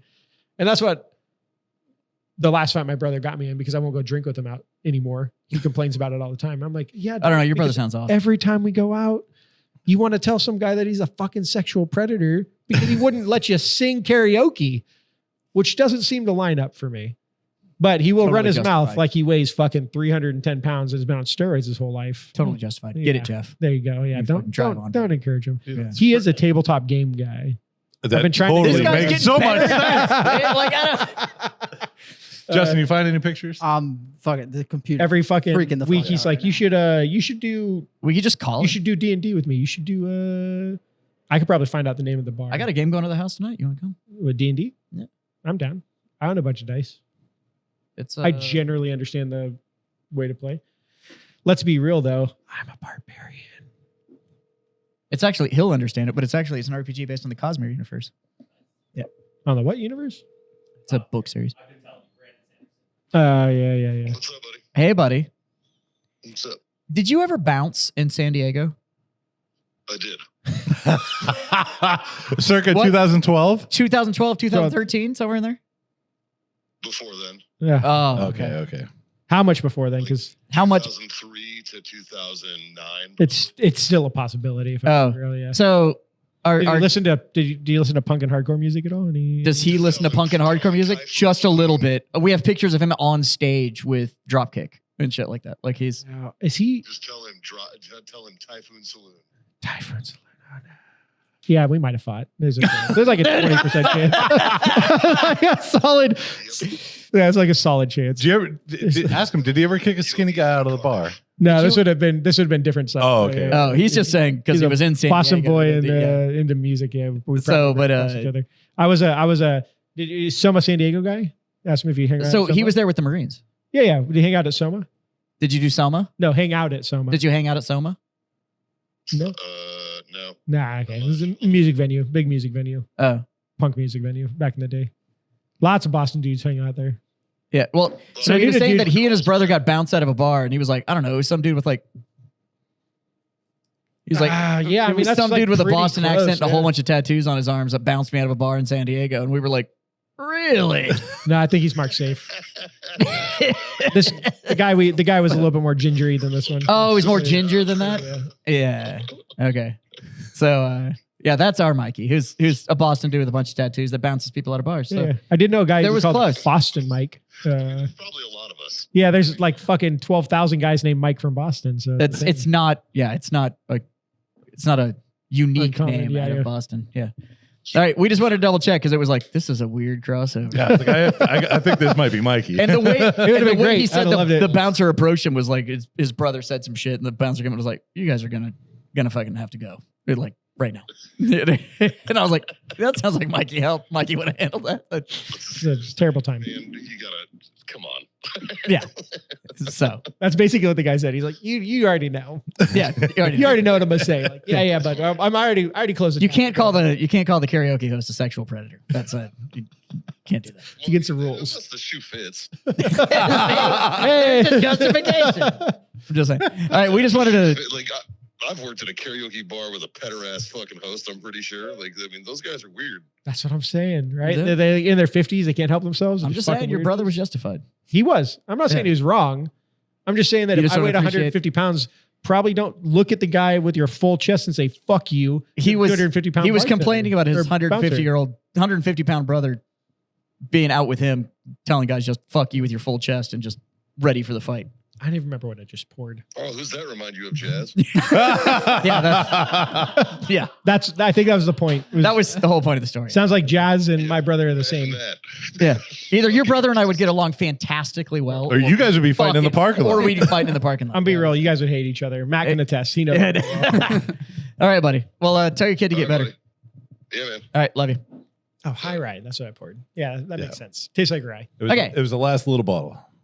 So we're gonna go into the high rye, which is obviously going to be a high rye mash bill. Yeah. So high rye mash bill just whiskey. means it's bourbon, 51% corn. Yep. With higher than normal rye content, right? So usually your secondary grain can be anywhere from like, I don't know, 18 to 22%. This is going to be like 40% rye, right? So like lower corn, 51% for us, right at the mark, 40%. 44%, I think rye is what it was, and the rest is barley, right? So it's a pretty heavy rye bourbon. What that does is you get that bourbon sweetness, a vanilla note that comes with bourbon, but you get all the spicy notes that come with rye, which I think is a great thing. I love high rye bourbons. They're one of the best categories of bourbon for me. I don't like a high rye bourbon that's like, yeah, we're a high rye bourbon. We're 27% rye. No, I want it to be like 35 to 40%. Right. Make me rye. taste it. Yeah, I want to taste the rye because I like that vanilla-ness that you get from the bourbon, the cinnamon and vanilla that you expect from bourbon, and then you get this like spicy, I I don't know, mostly the spiciness from the rye, that like baking spice or maybe like a little bit of peppery spice from that rye. And I think it just makes the bourbon taste better. For me, bourbon is always too sweet. I'm a more of a rye guy by choice. Yeah, but I'm a sweet guy. That's why I like bourbon. Yeah, understandable. Yeah. Super sweet. Mm-hmm. Yeah. I So, believe in the South, they call that sweet like. so bless your heart. Yeah, that's a So back to the jujitsu. So you've been Yeah. training for 6 years, 6 years. Yeah. and you do compete. I do compete. So Semi-casually though. now, what is the difference in somebody that goes to train for, like I said, I would train for like the health reasons, and somebody that's actually training because they want to compete? Like what's difference the in skill or difference? no? in- Like what's the mindset difference? Because like So you're saying, if I you're think going I to can- train and you hurt afterwards, Yeah. right, you're doing it wrong. if you're training for health, it's you're training for the physical side of it. If Sure, you're but training, you can't train to fight and not have the physical side that comes But along if you're with training it. to fuck somebody else up, you're training more for the mental side of it. There's a little bit of both, I think. And I think the biggest thing about hobbyist versus like a competitor is that a hobbyist, if you can be a true hobbyist and like have no ego, which, you know, whatever, jujitsu, let's get super hippie and talk about ego death and all this other shit. If you get choked by full grown men, you have to overcome your ego or quit the sport. That's your option, right? Because like if I'm choking you 7 times in 8 minutes, you have to decide, man, this really sucks and I'm going to keep doing this. Or how do I Man, prevent it? this really sucks and I need to get better. Right. Right. And if you say, man, this really sucks and I need to get better, you're going to be great at jujitsu because you can get over the fact that you just got fucking smoked by some Right. dude literally 8 times. Yeah, but this may come with age too, right? Is like I view anything as any skill that I'm going to go into, especially if it's you have to be defeated in order to get better. Absolutely. Like you have to take the loss to go, because you learn nothing through just continuous victory, Facts. right? Yeah. Like Not to get super nerdy on you, but this is why the cider car sucked in Dune because they had only ever won. right. They First time they lost, they it's fucking actually fell apart. 100% fact because Yeah. well, they actually had to go and fight somebody it's a that real was, thing. and it's the same. You can't be the Which best you can all the draw a time. direct parallel between when the British came here and we fought with guerrilla warfare Yeah. and they didn't know how to adapt because Right. we weren't doing we weren't fighting. we were doing traditional. flank on flank. It was non-traditional fighting. No, So did you do any of the combatives levels through the military? yes. Did that lead to BJJ or is that was No, I started BJJ because Jeff, my shit talking. he started first and then you kind of did followed him in? jiu-jitsu in San Diego with Boogie Martinez, who's like a legend in the 10th Planet thing. Boogeyman. He's a fucking scary dude. He's Well, crazy hence good the at name yeah. Boogeyman. Yeah, anybody they call Boogeyman. His brother Gio is also a scary dude. They're like breakdancers that turned into jiu-jitsu guys. They're psycho. But they're awesome. They're That makes super cool. total sense. Yeah, it's like a cool crossover. Crazy neck strength. Yeah, crazy everything. Just like the ability to invert and get into weird positions. They're good at jiu-jitsu. They're in a way that's like unlike anybody else. Now, would you Fun to say it's watch. just that the way mentally they're approaching it is just different than I think the physicality of being breakdancers probably helped them. just used to being upside down? And Yeah, it's like, doing this like- is still an advantageous being upside, position yeah, for being me. upside Yeah. down and being like, oh, I can still hit an entry here, as Yeah. compared to like when I'm upside down, I'm like, oh shit, I'm Ricky Bobby, dog. I'm just Yeah. fine to Oh be shit, I'm upside down. Yeah, I'm like, it's not my thing, right? Where like to them, they're like, oh, I've been doing this for 10 years breakdancing, so now I'm just doing it in jujitsu. It's Right. like, So easy you did crossover. combatives levels 1 and 2. Back 1 and then, 2. So 2. that's as far as I ever went in the military. Yeah. Was 1 and 2. So the whole like till you get choked out by, I'm like, yeah, dude, I was always the smallest one in the fucking class. It happened Yeah. all the goddamn time. Now it felt real good when the guy's like fucking John size and I'm still like, let me comb your hair for you, baby. And then I'm still like fucking, and then, you know, you have somebody that's 70 pounds bigger than you and Yeah. taller and stuff, and you still get them to tap out. There's definitely a piece to that is, I will say that, and But- I've done combatives. I've done some boxing and some kempo. yeah. And I'm by no I've done means some, like- saying that the combatives thing is a direct correlation No. to the BJJ. Don't get me wrong. I am not. I'm saying I've done Comparing the some two. martial arts stuff in Yeah. BJJ is unique in that it is suited towards a small guy to be successful. There is a point where that doesn't matter, right? Like, fuck, I have this dude that's 315 pounds. He was a bodybuilder. He has a 1,000-pound squat. Mass is mass. Yeah, They're his, like, it's his just- name's Giuseppe. We call him Zeppy. He's Yeah. a fucking psycho. But mass is mass. You're probably not going to beat Giuseppe. No. Right? Because he's 315 fucking pounds. well, it's But there is a point where, like, I would say within the 100-pound range, you can find success as a smaller guy in jiu-jitsu. And it's kind of like, it's the way it's built is for that, right? Like smaller guys, I think, have different success in jiu-jitsu. Where like big guys, we want to like bully people. We want to like hold them down. We want to fucking beat them up. Small guys do cool shit. I don't do cool shit. I weigh 215 pounds. I'm not doing fucking cool weird shit puts you in traction. Yeah, I'm not doing like it's a, yeah. it's a, yeah. Dude, my wife trains, who you've met once, I think. She's Yeah. come in there. She's Yeah, 125 pounds. She's 5'8". She's a tall, skinny lady. I promise you, she will choke the ever-loving shit out of 200-pound men all goddamn day long. I've seen that point. And I love it. I love it I bet because you do. I do love You seem like that kind of guy. it. Like, yeah, Which choke leads him- me to my choke him, question. baby. But What about out of all the martial arts disciplines you could have gone to? Yeah. And I mean, because like, I mean, you wear the swag. You've talked to me for years about 10th Planet and all Yeah. that kind of stuff. Like, what attracted you to BJJ over everything you could have done? Because you could have gone with any of the Korean martial arts or any of the Yeah. typical striking stuff. And like, what about BJJ was the whole? Because this isn't. We're not talking about like he goes like once a week. Like this is. no, It's like a pretty serious part of your life. Like Yeah, it's like- probably 4 or 5 times a week still, Yeah. even with the kid. I mean, like you know the guys. Without the kid, I was there seven days a week. But like you know the guys, you wear the swag. Like it's a. yeah. This is not a. No, it's a thing. Oh well, I'm a member of this gym. I'm Like getting a it's tattoo. I'm getting a tattoo Yeah. in like a month. We I beat all him of there, all of folks. us are. I beat him there. It's true. It's a Right. but I'm getting a 10th Planet tattoo because Yeah. you know, I'm part of the cult. It's a cult, and I'm in it, and I'm here for it. So, but in but I the picked beginning, it's the cult now, right? But in the beginning, like what about that discipline was like? This is where I want to be. This is my experience, and I've been in, I would say, more fights than the average person, probably. And with my experience, you ended up on the ground a lot. Mhm. I had a Because your wrestling knuckles look like that from lotion. from being a distiller. We'll go with that. You did end up on the ground a lot. I had a wrestling background, which was successful for a lot of that stuff because Okay, so that makes more sense. trained versus untrained is Yeah. always going to I wrestled as a kid.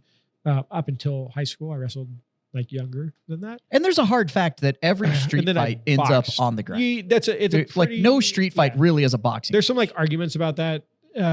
If you're saying they don't end up on the ground, I'm glad that you're fucking Chuck Liddell and you just ice Right. everybody off the jump. But that's just not. Hey, how look, real if life you've got a works, man. really quick 2-piece, yeah, do it. sometimes you can shut it down. Yeah. But 95% of all street fights, But I've been in them. But what you've been in them. happens when you hit the ground?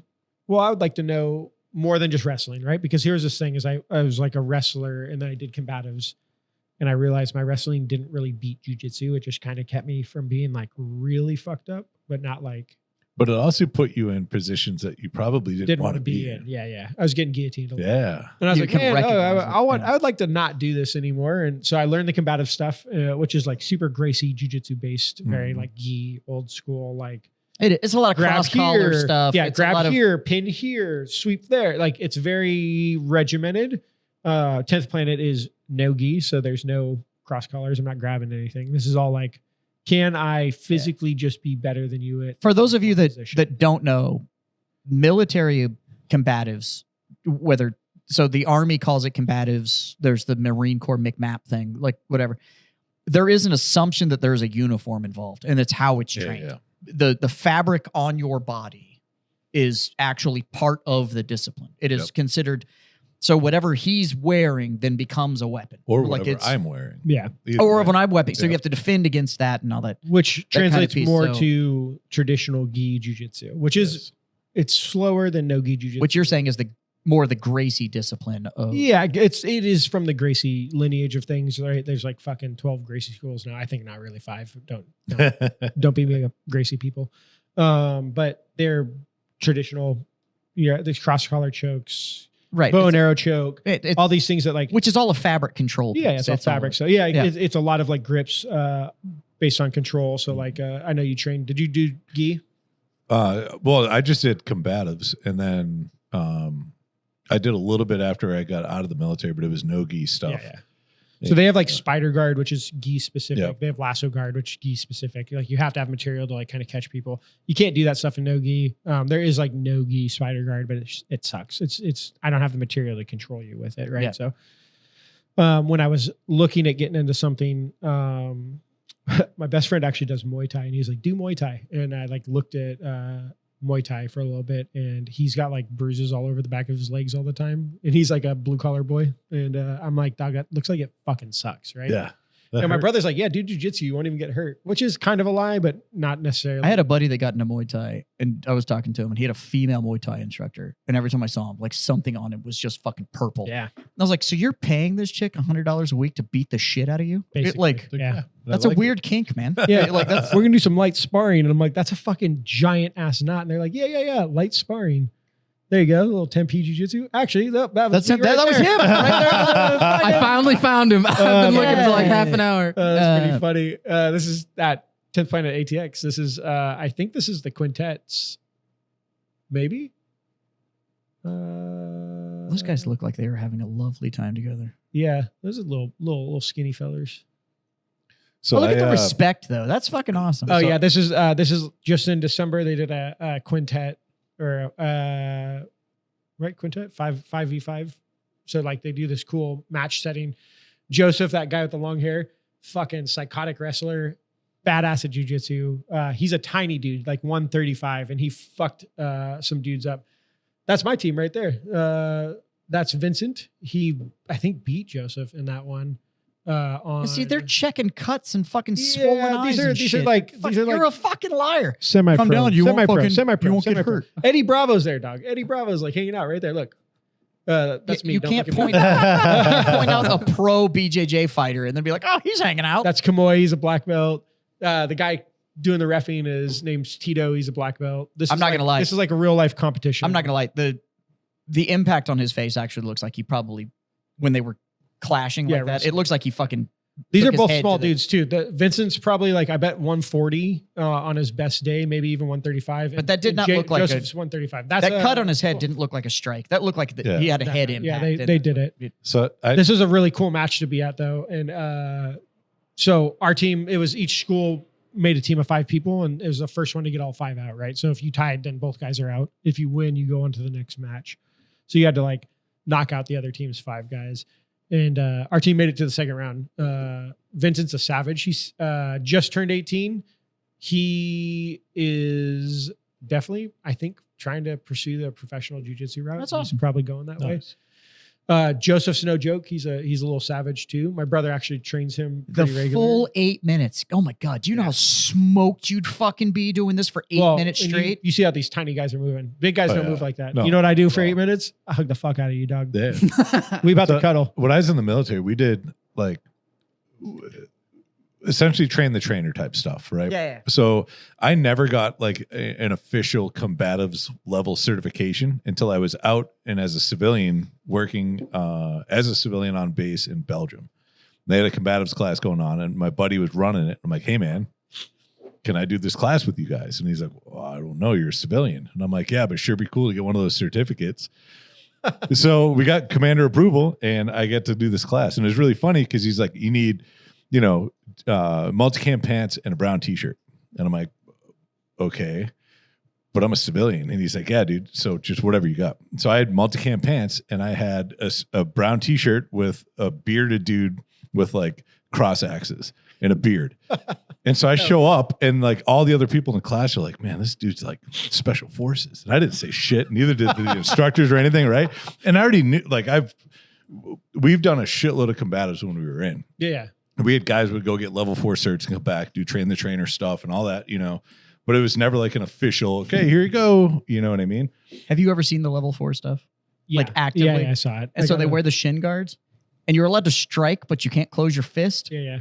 And it is hilarious to watch these guys that are heavily trained at this point. Like they've gone through and they practice and they do the whole, and a lot of them are BJJ guys Yeah. in the civilian side, but they do it. But it is hilarious to watch these like full kicks happen and then just watch some dude John size just bitch slap Yep. the shit out of somebody. And it's just like, I think I'd rather be hit.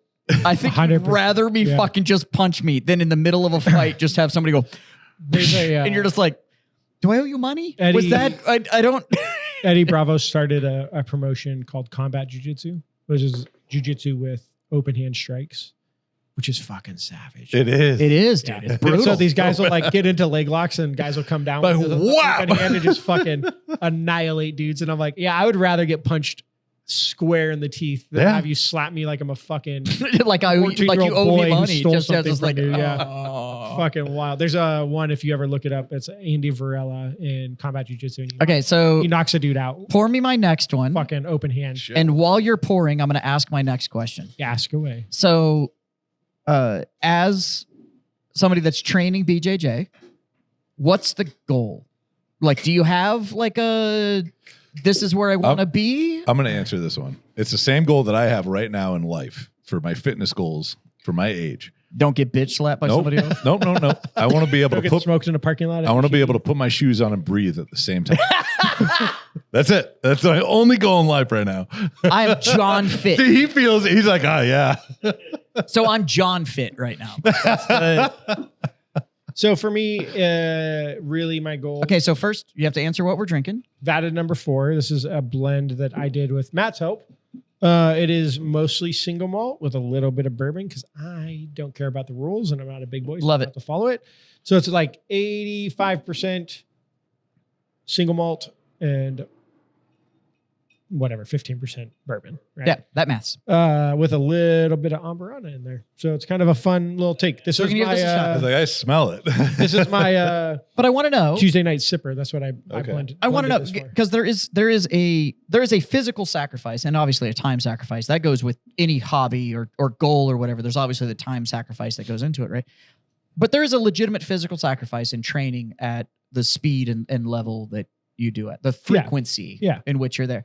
And you're saying if you do it right, they shouldn't hurt. But Yeah, I mean, and that's like you know, I power lifted for a while and went to the gym and stuff. You can't work your body like that and not have. yeah, you're that gonna be toll sore and stuff. that There's gonna be like Right. a grind. You have to find your. And what's there is a your- difference between sore and hurt. Yes, There is Yeah, those are two different things. yeah. I think when I started because I wanted a little bit of the brotherhood that comes with it. I wanted a little bit of the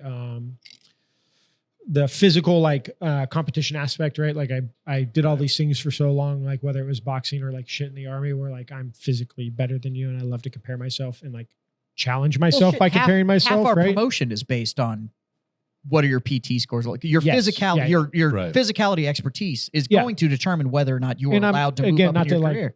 Toot my horn, but as a medic with a Ranger tab, it's kind of an uncommon thing, right? Like to like push that hard and be Oh, I that bet. guy for so long. It was like, you got I the body, boy. I I'm just came saying. here- Fuck it, I'd let you catch it.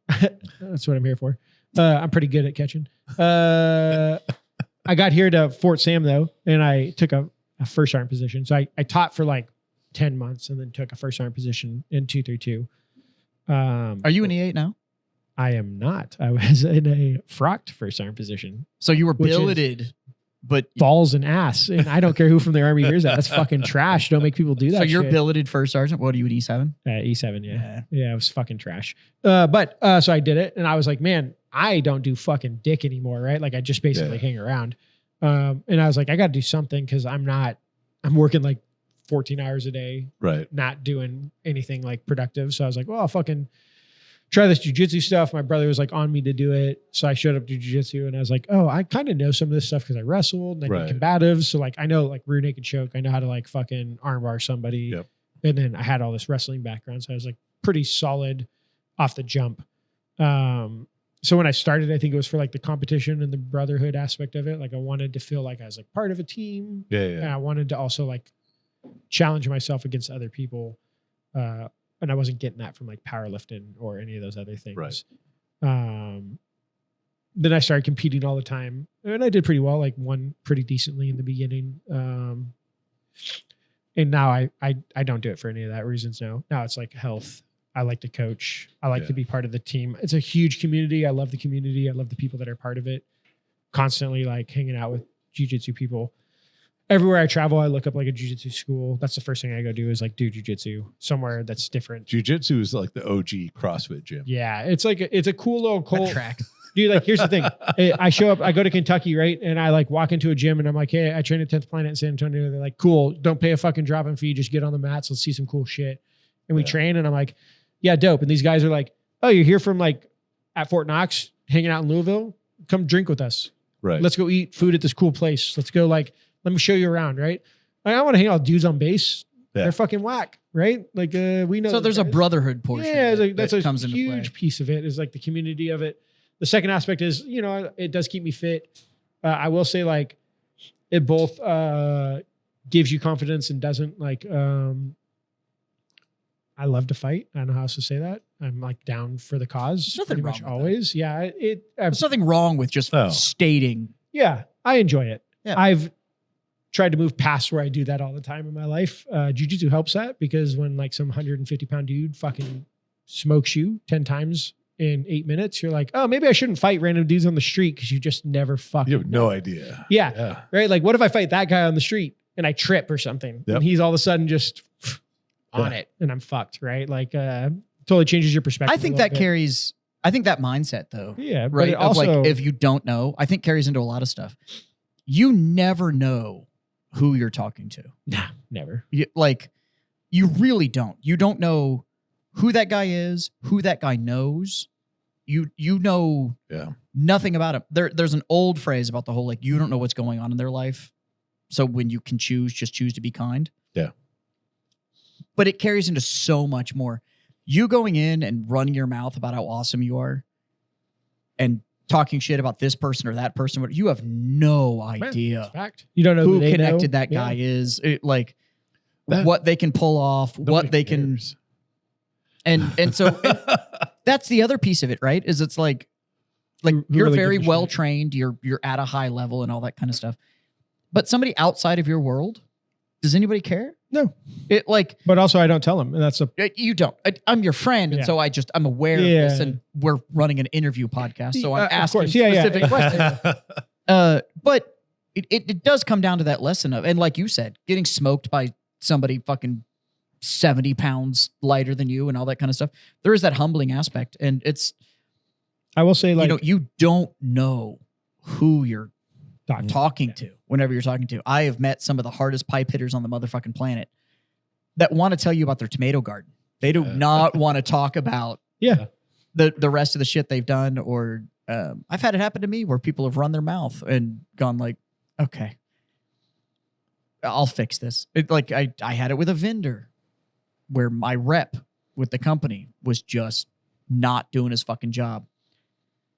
But he didn't know it. I had the cell phone to his boss's boss's boss. Like I was personal friends with the VP of his whole fucking company. And it was like, bro, I'm not asking for a lot. Just do your job. It was like, bare minimum. and I gave him almost a year to fucking square his shit away. And I finally was like, you're costing me money.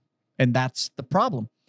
You don't know who you're talking to Right. or dealing with when you're doing it. And what you're saying is, even in the combative level, that's Yeah, jiu-jitsu develops that mindset of you don't know who you're talking to, and that door swings both ways, right? In the sense absolutely. that, like, like, I'm out and I'm pissed off at some fucking random dude. I'm not like gonna go pick a fight because you just don't know. But random dude picks a fight with me, and I'm like, man, you just really don't know what you're like getting into, right? That's why I think you don't it know is- you don't know what you're like opening up here. It is insanely valuable to be trained enough to be able to recognize, like, look at somebody, the way they stand, how calm they can be in a situation and stuff, and just go like, That's not nope, the one. Yeah. this is, I will say there's small tells. I'm really happy that I have beautiful ears. I did not get the jiu-jitsu ears. It's a super genetic thing. Like, you either get cauliflower ears. well, I was telling you about, I've got a buddy of mine who trains like a Should I beast. tell my story about when? Yep. Okay. Absolutely, you should. So we just moved down here to Texas. This is actually July of 2020. And so in our friend group, at one point, and they're not going to tell you when, on one of your birthdays, collectively the friend group is going to try to kill you, and not like, oh, we're going to go throw you off a cliff or do something like that. We're going to feed you an ungodly amount of alcohol on your birthday night, but we're not going to give you a warning. We're just going to show up on your birthday like normal and then just fill you full of booze. Oh, yeah. So that was that night for me. And so it was my birthday. Everybody showed up and they're like, we're going to kill you tonight. I'm like, fuck, I didn't eat. But I was also like in my prime of drinking. And I was like, good luck. Yeah. Right. So it started off with like, we'd go to the bar and one person would buy a round of shots and I'd do a shot. We'd go hang out. Somebody else would be like, oh, another round. And we go to the bar like 10 minutes later and they get a round of shots. And then it was like, I was like, okay, guys, you're going to have to step your game up. Like this isn't working. And so then like we go to the bar and everyone would have one shot and I'd have like 3. Okay, cool. Bam. 3 shots. Like, let's fucking go. So we got to the bar and everybody else had 1 and I had 5 shots in front of me. Ugh. I was just like, okay, look, after this, I am no longer my own responsibility. I'm yours collectively. Oh, yeah. Like this is whatever happens after this is on you guys, not me. And then it kept going like that. So I ended up at the end of the night, I ended up with like 32 shots and like 11 drinks. Because like I'm going to drink in between, you know, I'm not just sitting here just for the shot. So and it was in like less than 2 hours. So I'm like, it's all starting to kick in, and I'm fucking getting pretty hammered. And so I started we were at the Poorhouse in New Braunfels, and I started having a conversation with some random guy that was there, who at the time I was so drunk that I didn't pay attention to the details. Yeah. And so somehow in this conversation, this guy said that he you know, did jujitsu and all this stuff. And I'm like, bro, you need to come back to the shop. We're going to roll and all this stuff and blah, blah, blah. I was like, I'm hammered, right? This dude didn't have ear holes. It was so cauliflowered, right? So he's like, yeah, but okay. Right. And like, he was a great sport. And like, I wasn't being aggressive, but I was drunk, you know? So like, I don't know. It might have sounded a little, but like, I was having a great time. And he clearly confident. He clearly saw that I was having a great time, and all my buddies that were like, don't mind him, he's drunk, you know? And so Scott comes up and he's just like, dude, you probably shouldn't roll with this guy. I'm like, no, man, it's fun. Like, it'll be great. You know, it's like, he's like, look at his ears. And I'm like, I close one eye. I'm like, oh shit. What ear? And I'm like, that's fine. It'll still be good. He's like, dude, he's like, just fucking stop. And I'm like, no, it'll be great. So I run into this dude. I quit drinking for 30 days after that night. I was like, fuck me. Like I woke up the next day. I had a 3-day hangover and I'm like, fuck. Oh, yeah. So I did 30 days, no drinking. So about a week or two after I got back on the booze, we were back in Poorhouse one night and that dude's there. And he's like, dude. And I was like, oh, I saw the ears and I'm like, oh, fuck. I'm like, hey, was I talking to you? I'm like, he's like, oh yeah, man. And I'm like, what? I'm sorry. He's like, no, it was super cool. He's like, you still want to roll? And I'm like, fuck no. I'm like, look at your ears, dude. I'm like, Absolutely not. That's that dude awesome. would have fucking destroyed me, especially that night. Hey, dog. So Jazz and my brother sound the same. You and me sound the same. I'm being real. Drunk Tim looks at people all the time and goes, after this drink, I'm no longer my own person. You have exactly 15 minutes to decide, are we staying out or going home? Because after 15 minutes, yeah, we're fucking staying It's not my out, responsibility anymore. I can't help that The anymore. friend group I have made on this show, and we've all been friends for years now. John and I became friends about 7 minutes after he moved to Texas. Like, Yeah. It was really very quick. fast. Every single one of them, I have had a night with them where I've done the whole like he said, the 30 days afterwards, like, I don't need to drink anymore. This is I took it too far. we're fucking, this is enough. There has also been a night with every single boy on this show. Where you've kissed? That's a different show. Yeah, okay. Where we have all looked at each other and gone like, are we going home hungover or are we going home bruised? Like there's a... Oh, Matt's trying to tell me next bottle while you speak. Oh. Oh yeah. Oh wait, hold on. I still got some left. I was telling a story. I wasn't drinking. Hold on. Hey, Matt's rushing us. He's unemployed. He's got nothing to do. Yeah, He's right? fucking But over here being the timekeeper. I honestly think nights like that where you have your friends that are, they're going to look at you and be like, you do you, and we've got you for the rest of the night. You're not in charge of me. I'm I'm trying to listen to Jazz. Stop talking. There was a 3-day at my wedding. I went on a 3-day ripper, I wasn't even on this planet for the weekend of your wedding. which is hilarious. It wasn't. I was on a different planet the whole Which weekend. is hilarious. Her and I were just we were Because the 3-day ripper that I went on for my fucking wedding, John decided he was going to take responsibility for it. It was him and my best friend Kivy, who was also. And these two were like, "You do you, buddy. We got you." Yeah. So it was John and Kivy. The worst people I could ask to And make both of sure us that were I on was different gonna be planets fine. that And weekend. They were all fucking obliterated. And they still were like, "We'll still take responsibility for whatever Yeah, we the got fuck you, it is bro. that you're going to Yeah. do." it worked out. Yeah, you're alive. Did you die? Sure. Here's the problem. And you're married. Yeah. Yeah, here's the thing. It's been years now.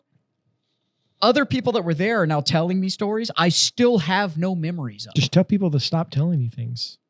This is a time of my life I don't need to hear about. I'm a different man. Yeah, I'm married. I have a kid. Shh. I am somebody's father. Isn't that a scary Speak to thought? me with respect. Isn't that a scary thought? No, I'm fucking so looking forward to it. It's badass. You know what that is? I've got a 2-man cult. Like that's True. That's all True. this is at this point. Like because I'm in control. I imagine That boy is going to for be now. whatever the fuck I say he's going to be. now. Like that. No. Just wait. Just wait. Yeah. You let a psyoper be a dad. Oh God, Yeah. poor guy. Get You're him into welcome. jiu-jitsu, please. He's talk shit just no, like you. I'm not gonna lie. So one of the things I saw a friend of mine, he had a boy. He had a girl first, Yeah, then he had a boy, gangster, girl dad gang. and one of the most gang. gangster thing that he ever fucking did. My brother, but until we found out, I was hoping I was getting a girl. That is true. Jazz was openly saying that he wants. I wanted to be a girl dad. Mhm. I got a boy, and the main reason that I wanted a girl was I knew what would happen if I got a boy. You know And I was what like, it means if you real bad. don't have a girl. It means you weren't a dog. Only real dogs get girls. Is that what it is? Sorry for your life. I thought it was the weaker sperm. I mean, you can say whatever you want. So All the guys I know that were like dogs growing up, they all have hey, girls. some Like, of us that make sucks. kings, other ones make servants. It's Put your boy in jiu-jitsu, dog. I'll see what's up. I ain't got no worries. Actually, My little redhead that's, girl, she's ready. She's a ready. buddy of mine actually had a boy, and one of the best things he ever did is he put him in martial arts. Yeah, facts. And it's not only the physicality of it. Yeah. It was The discipline. the discipline Yeah. and the focus that gets boiled into it. That there's a demanded respect. Yeah. Like There's you a will huge show mental respect aspect before, you will show respect after. Like there's that mental discipline. Don't get me wrong. Even if I don't, if 10th Planet has something where I can put him in at 3 to 4, Best kids program in San Antonio. 10 out of 10. then I'm 100% there to do it. I want him to be confident but humble. Yeah. That is the entire goal I have Dog, we have for my son. So legitimate professional kids already in our program. We have 2 kids that compete at the professional I'm here level. for it. Because One the of other them's a thing is- female. Her name's Veda. Veda McCubbin. Look her up. She went to ADCC. She's Nice. 13 now, maybe 14. But she won at 12. She was number 2 in the world. Fucking Oh, this is killer. Fucking murderer. Right? I thought we were gonna do The this first time we're gonna do this first. Damn. The first time I saw Veda though, she choked a boy and the little boy was crying as the See, ref I don't held up need her you hand. to. I don't need you to give my boy a Right? Held up her hand and she looked like fucking stone face, zero emotion. And this little boy next to her was just like whole life cascading Just down ruined. because some girl just fucking choked the shit out of him. And I was He like, just "Ooh." developed a new kink. Whatever I was that I don't need is- you to give my kid a king. Yeah, whatever Like, that is, that's I'm here for it. fucking- No, here's the deal. I want him to be Boys- humble and confident. The other thing is like I said earlier, I'm so anti-bully Yeah. that Won't be a bully if he does martial arts. Facts. well, he won't be a bully. But like I'm 5'7", stop my him. wife's Unless he does 5'4". karate. There's bullies in karate. Sweep I've the seen leg. Karate Kid. Like I understand, but Sweep the leg, dude. but I'm 5'7", and my wife's 5'4". Let's face it, my kid's not going to be this monster, What? right? Like I know he's pretty big boy. You've seen him. He's kind of He's thick. that boy is. Dog, he got a battle dome. He's I'll be real. insane. He's got that dome like he's ready to headbutt people. Seriously. He's 19 pounds. Dude, 17 of it's the head. How big is Piglet? I think 24 pounds. Okay. And she's How old is her? Yeah. Yeah, like that My boy's boy is neck's going to be 5 so months thick. old. Just to hold that thing up. It's like an orange on a toothpick. You can't choke him out if you can't get his neck. It's just Yeah. That's it. He's got shoulders and ears. No, here's what I'll say for martial arts. And as a hyperactive boy whose dad beat the shit out of him because I needed it, and I did wrestle and I did boxing and all this other stuff, right? I needed to be beat as a young man or I would have been a fucking terrible adult. And I know that. in my heart. That's what happened. I believe that in my heart. Martial arts, boxing, Thank you. jiu-jitsu, whatever you want to look at. Ooh, that was hot. Whatever it is, we'll do that for you, right? It Were is the gonna, flaming leaves hot? yes, flaming leaves are hot on my arm. I have a feeling that this next drink's going to be a little hot as well. Stop I'm whining. not excited. So You know, he poured me the most. Hold on. Out of You all got the other the- stuff that we had. You got to pour one for Justin. yeah. On the I'm rolling the show, boys. No, you're good. My Let's get him a hands drink. little bit- Here, you can have mine. Let's a get very small one. A very small one. give me a cup. I'll we pour need a it. glass. Let's get a light. little one for Justin so you can wrap this whole thing up. I want to This has see been a Justin's journey. reaction. But I will say, boy to girl, right? Boys need it because they need to be humbled and they need to learn that discipline. Absolutely. Girls need it because they need the confidence and they need to understand that they can they can protect themselves in a world that's fucking dangerous. And I love that. And that's why Yeah. now on the second round, I married a tomboy. Yeah. And it's somebody, she played sports. She grew up with 3 brothers. Like Yeah, it yeah. was that, but we complement different each other. energy. Yeah. We complement each other so well. Actually, John and Mal, that relationship works because Mal holds her own. Like Yeah. this isn't neither one of them is defined off their relationship. And that's why it works well. Yeah. My wife. He's going to need ice. You cannot give that to him. How much should I give him? Is that That's more plenty. than enough. Yeah. Fuck it up with the ice. I want my kid to be confident but humble. That is the goal. I want somebody that understands that we don't say yes sir, no sir, and all that kind of stuff to show subservience. You're saying yes sir, no sir because respect is Yeah. that is what will get you in life, but you need to understand that with whatever skill and confidence you have, Yeah.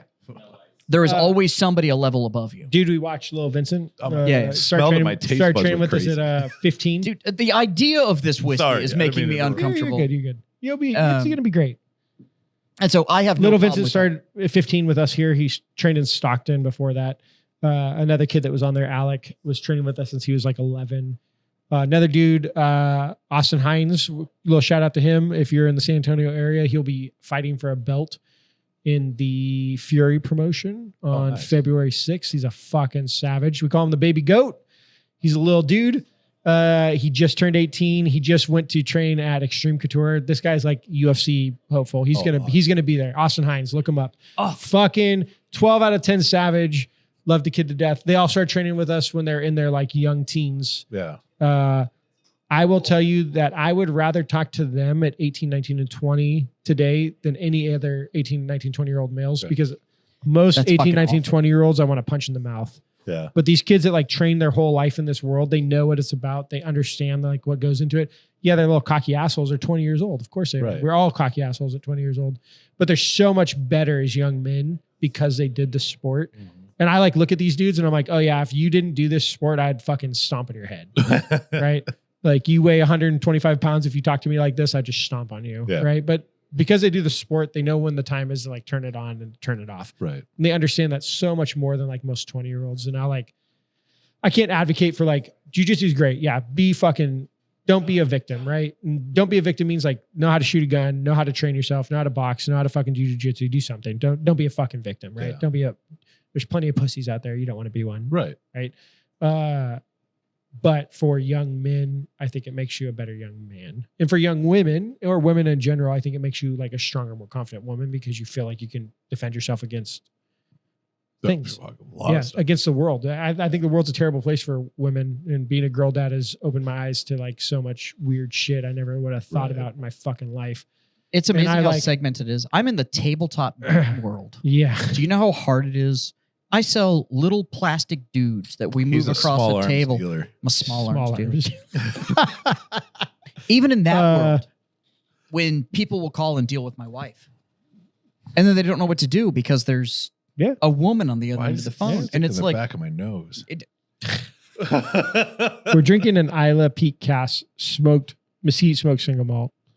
It was our mesquite smoked single malt that went in as white spirit so- into a Lafroig barrel. So you get the mesquite smoke and you get the smoke from the peaty Lafroig spirit. it also tastes like you had a nightmare and threw up a little bit in your mouth Oh. while you were sleeping, but then you got up and didn't brush your teeth afterwards. You just went in and took a piss and went back to bed, and then woke up and figured out that what you had taken to bed was a 400-pound hogger. Sounds like a skill That's- issue, dog. That's what this fucking. Like I get like Skill issue.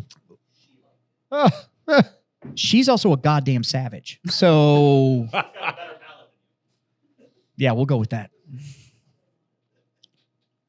I think that this is Mal a good also likes example being of hurt a little bit. Not a lot, but that just, medicinal peatiness. just a little bit. okay Where it's like people call it Band-Aid. I call it medicinal, right? as a But- flavor. Yeah. When you taste it, Okay. think about like you're 7 years old Take it like licking a Band-Aid. chewing on a Band-Aid. Yeah. Do it. It sucks because I did that. I know. And you're going to be like, fuck, he's right. Yeah. God damn it. You ever had a box of Good and Plenty that's been open for 120 days? It's like sweet Band-Aid. Oh shit, he's right. It's like apple juice and pear juice. And Like I never knew what that flavor was. I just knew I didn't like it. But Yeah. now I'm like, well, when I was like 5, it wasn't bad. yeah, like it was gangster. See, this is how you get into the Scotch. No, thing. I still don't like it. Now I want you to take another but I sip. understand where it came. And I want you from. to think about the smell of iodine when you're in a medical place while you take that sip. That's never a good Just- environment. Dude, If I have to have iodine applied, I like how he just keeps going like, let me explain one horrible Just situation. check it. after let me another. let me Just put try you it. in your worst scenarios in life. How you doing, Justin? And then I'm gonna have you enjoy it. Go I ahead. was hoping if I didn't say anything. Go I'd ahead. forget. Oh no no I didn't no! forget, sir. Also, fuck you for bringing me in on this one. When y'all There were you go. talking about the cream, I was like, that sounds good. I'll And get then you a Jazz good was one. like, I'd say Just we let me says- do this says one. the guy who Try this poured- one. You just Says have the to guy who sip it. poured us our fucking sippy cup. You know what? Oh, That's fair. I was Yeah. hoping Go y'all ahead. forget about that. You've had a clean palate. Go Yeah. ahead and try. Oh, I'm excited. It's not even that much. You got ice in there. Oh yeah. It's actually not terrible. That's Are you sure you guys are related? Look, the Band-Aid and iodine's weird. It's what I want in Scotch. And it's one of those things that it's because it's supposed to taste like that. And is it right? No. So- So did Matt ruin me? Yes. So now I'm like, oh yeah, I want that like sweet Band-Aid iodine. Ooh, I need to But taste see, the seawater. that's the Malort concept. So right? why did- it's like it's terrible because it's supposed to be? Hold on. Yeah, I- Matt did I- make me buy a bottle I have of the Scotch. right people here to ask this question. Why was it intended to taste this way? So Like, The where reason- was the dude somewhere was like, I'm going to convince people this is good. Because No, this is how it happened. reminds you of Okay. suppressed Uncle Man. So in That's- Scotland, they don't have a lot of trees, yeah. right? This is a fact. Okay. But they have a fuck ton of peat. And peat is like boggy, shitty. Yeah, they're peat bogs. Yeah. It's like moist, gross grass, dead stuff that's fucking. and they cut out in cubes. Yeah, they cut out in cubes. They're like literal square bricks that are like about 1.5 feet long and about 8 inches wide. Okay. And then they burn that stuff to malt the grain, or in the old days also to heat the still, right? So they burn this because they didn't have wood, Yep. right? So it's easier to burn the wood. Yeah. Yeah.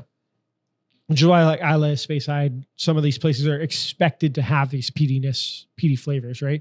And so they're using that stuff to heat up the grain to mill it, and they're using that stuff to heat the still to like actually distill it, right? And that took this peaty, petrichor, woody, dead earth, all the fucking gross stuff in the ground that you could possibly have, and like push it into the spirit. Right? Do you know what this? I know it Do sounds. you know what I terrible. equate this to? I have a really good theory on how I why equate this to happened. French food. First off, So French food's gangster, so I know what you're talking about. Yeah, the French, they go like, we should eat sardines and snails, and they make it taste good. and we're gonna invent a machine But to that's the press the difference. juice. They make it taste good. The first time I was like, Depressed somebody the eats juice snails, out and I was of a like, fucking snails, and they like ate a snail, and I was like, oh, this is butter But do you with know? a rubber balloon. And garlic. Do you know why? Now, Rubber balloon. because you tasted everything that wasn't the snail. Yeah, Yeah. and it was gangster, and I was like, oh, I'll eat 6 of these. But things. the I don't give a equivalent to shit. this is, if they didn't eat that bullshit, they die. See, like you're trying So- to tell me with the scotch, these people are such alcoholics No, that they're like, we need they're- to make this. They're Dog, so no matter goddamn what. poor. I'll There say was this, no other and they're way gonna to hate do it. Scotland and Ireland, same, but different.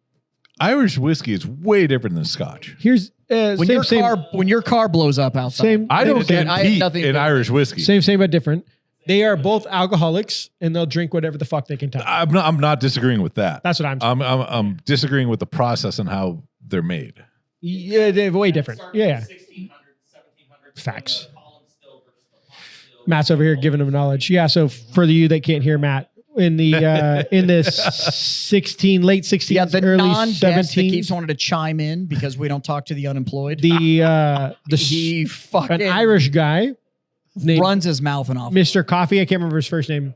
He made a column still Okay. called a coffee still. And he tried to sell it to the Irish, and the Irish hated him because he used to be a fucking tax collector for spirits. Ah. So they told this guy to get fucked. And so he went to Scotland and was like, hey, I got this still to call him still. And we can make whiskey on it with like less loss, better production, right? And the Scottish were like, yeah, fuck yeah, let's use this still. Because they're getting taxed, yeah.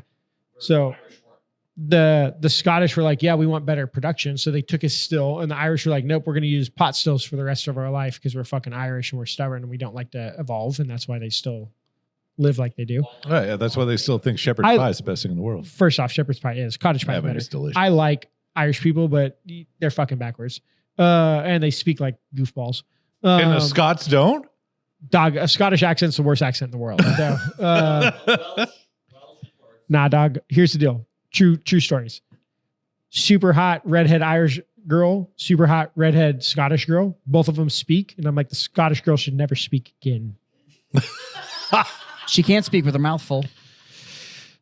Facts, but I'm married, so I can't help that. So I just have to listen to him on TikTok now. And I'm like, oh, stop, please. You got peanut butter in your mouth. It's worse than fucking British people. It's worse than fucking Bostonites. It's worse than fucking anybody, dog.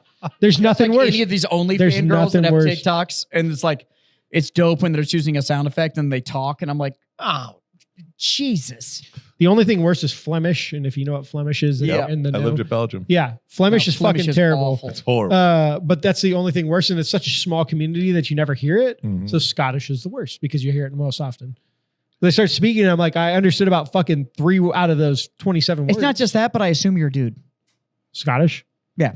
If you're All a I can think chick of is, like, speaking fucking Scottish, I brave. still just assume you're a dude. Brave or Gerard Butler. That's all I hear. Either No, side. because that's lightened up. True Scottish, it's fucking rough. Yeah. it's fucking rowdy. They start saying slang words too, and I'm like, Oh, stop. Jesus. Stop, They're just made up. stop. Like, there's no logic. You guys don't actually communicate with each other. You just hang out in the cold and drink. That's all you do. You make some good Scottish whiskey is though. the weirdest accent because the men all sound like women, the women all sound like men.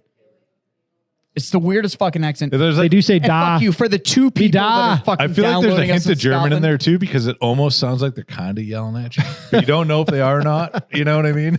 I lived in Germany for 4 years. And See? I'm game for German. I like it. Yeah. Yeah, I'm here for it. So where I lived in Belgium, we had Flemish and French, and then we were so close to the French border. But we had this melting pot of people that spoke French, and some people speak it and it sounds like they're singing, and some people speak it and it sounds like they're screaming at you. Yeah. And so Well, I just don't there's like French. There's in like general. casual French, and then there's like fuck you. Right. Yeah. But like German, it doesn't matter if they're nice or not. It always kind of sounds like there's like a hint of yelling in there. Yeah, I give it to you. Yeah. German's one of the only languages I speak. Obviously lived there for 4 years, studied it in college before I went there too. Have you lucked ever out. done anything with that influence into anything that you've distilled?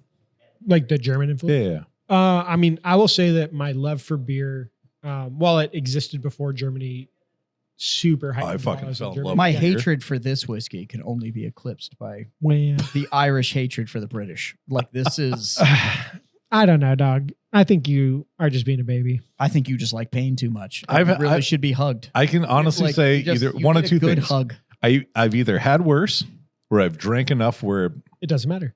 Either way is good. like it's not my go-to. No, that was 6 bangers in a row, followed by this fucking did it on coat hanger purpose. abortion. Hey, first off, don't let this fucking palate abortion tell you anything.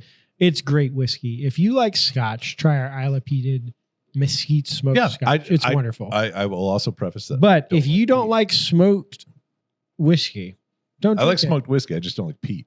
Yeah, fair enough. I don't like anything that tastes like it just came out of my garbage disposal. There was a Like, cigar that's- made by Hammer and Sickle. There was a peat moss infused cigar, Sounds cool. and it was the only cigar in my life that I haven't been able to smoke. And I gave it an honest fucking effort. And I got about halfway through it. And I'm like, I fucking just can't. Careful. Yeah, don't mind me. I'm barely an That is- adult. Awful. And I love your shit, and you know I love your shit. I know, I and don't I made mind you it. drink it because I'm I'm not going okay. to go buy a bottle of it. It's terrible. I knew you guys just would. don't like I peat. knew. Here's the deal. I drank with these dudes on Saturday Mhm. during our fake snowstorm.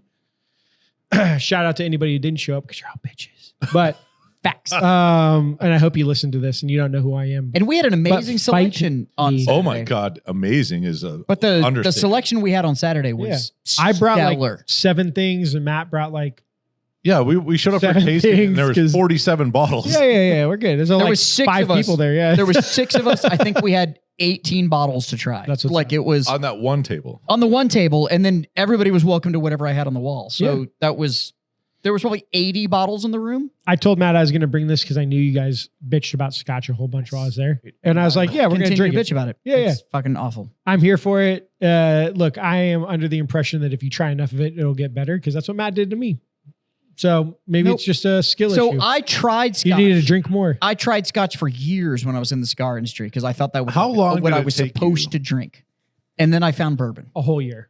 It took me a whole year. Like how much were you drinking in the course of that year? 3 to 5 every week for a year. I'm not lying to you. And I said, Matt legitimately gave me 100 bottles of fucking Scotch. So Over- there so is I'm a gonna do name 4 for times that. 365. That's just shy. Stockholm syndrome. Yeah. That's Fucking just shy of abuse. 1,500 bottles in a year. So No, it was 100 bottles in a year he gave me probably.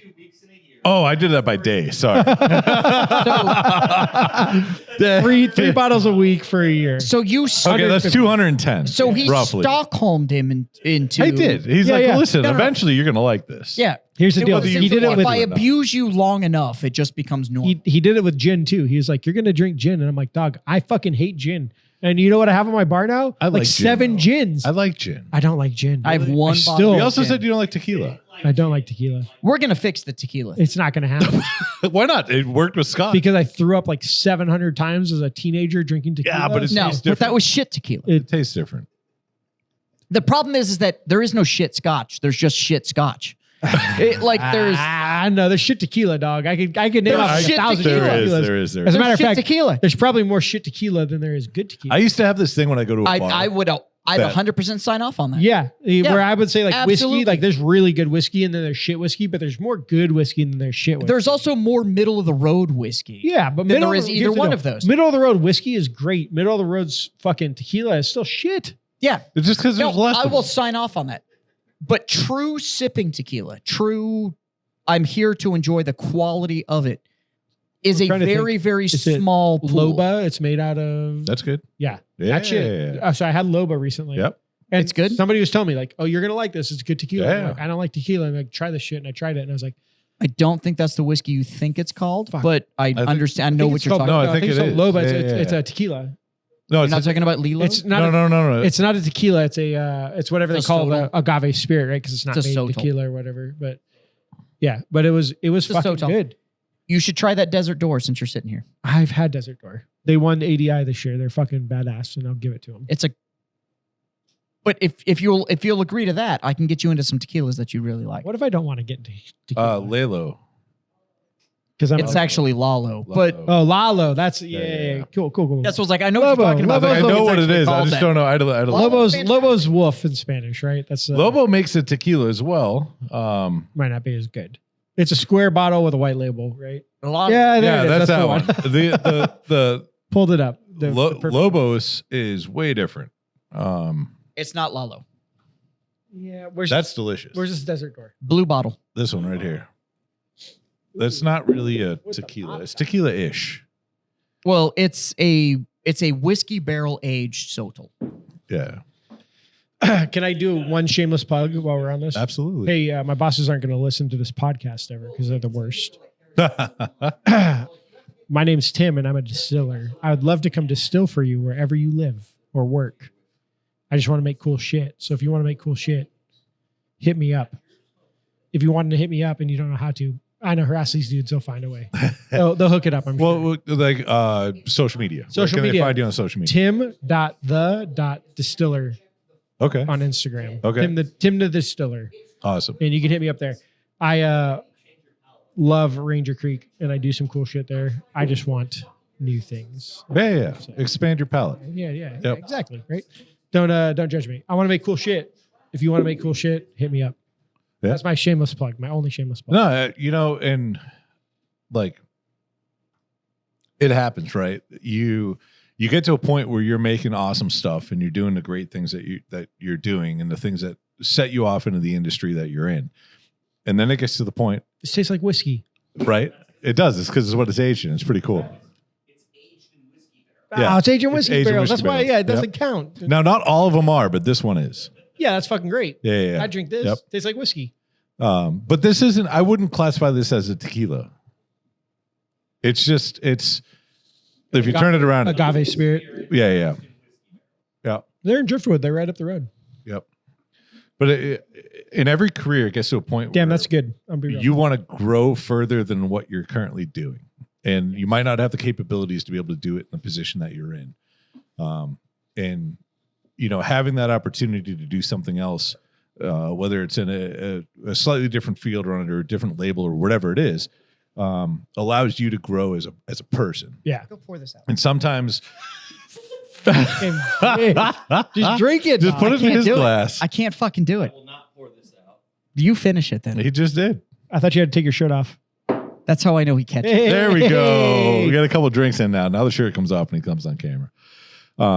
Sometimes you have to grow as a person, and in Yeah. order to do that, you might have to remove yourself from the Yeah. environment. That Look, you're in. like I said, I love Ranger Creek. Yeah, They're badass dudes. Matt recently left, and I'm actually super supportive as much shit as I've talked in the last 2 we all are, but this Yeah. is how we show support.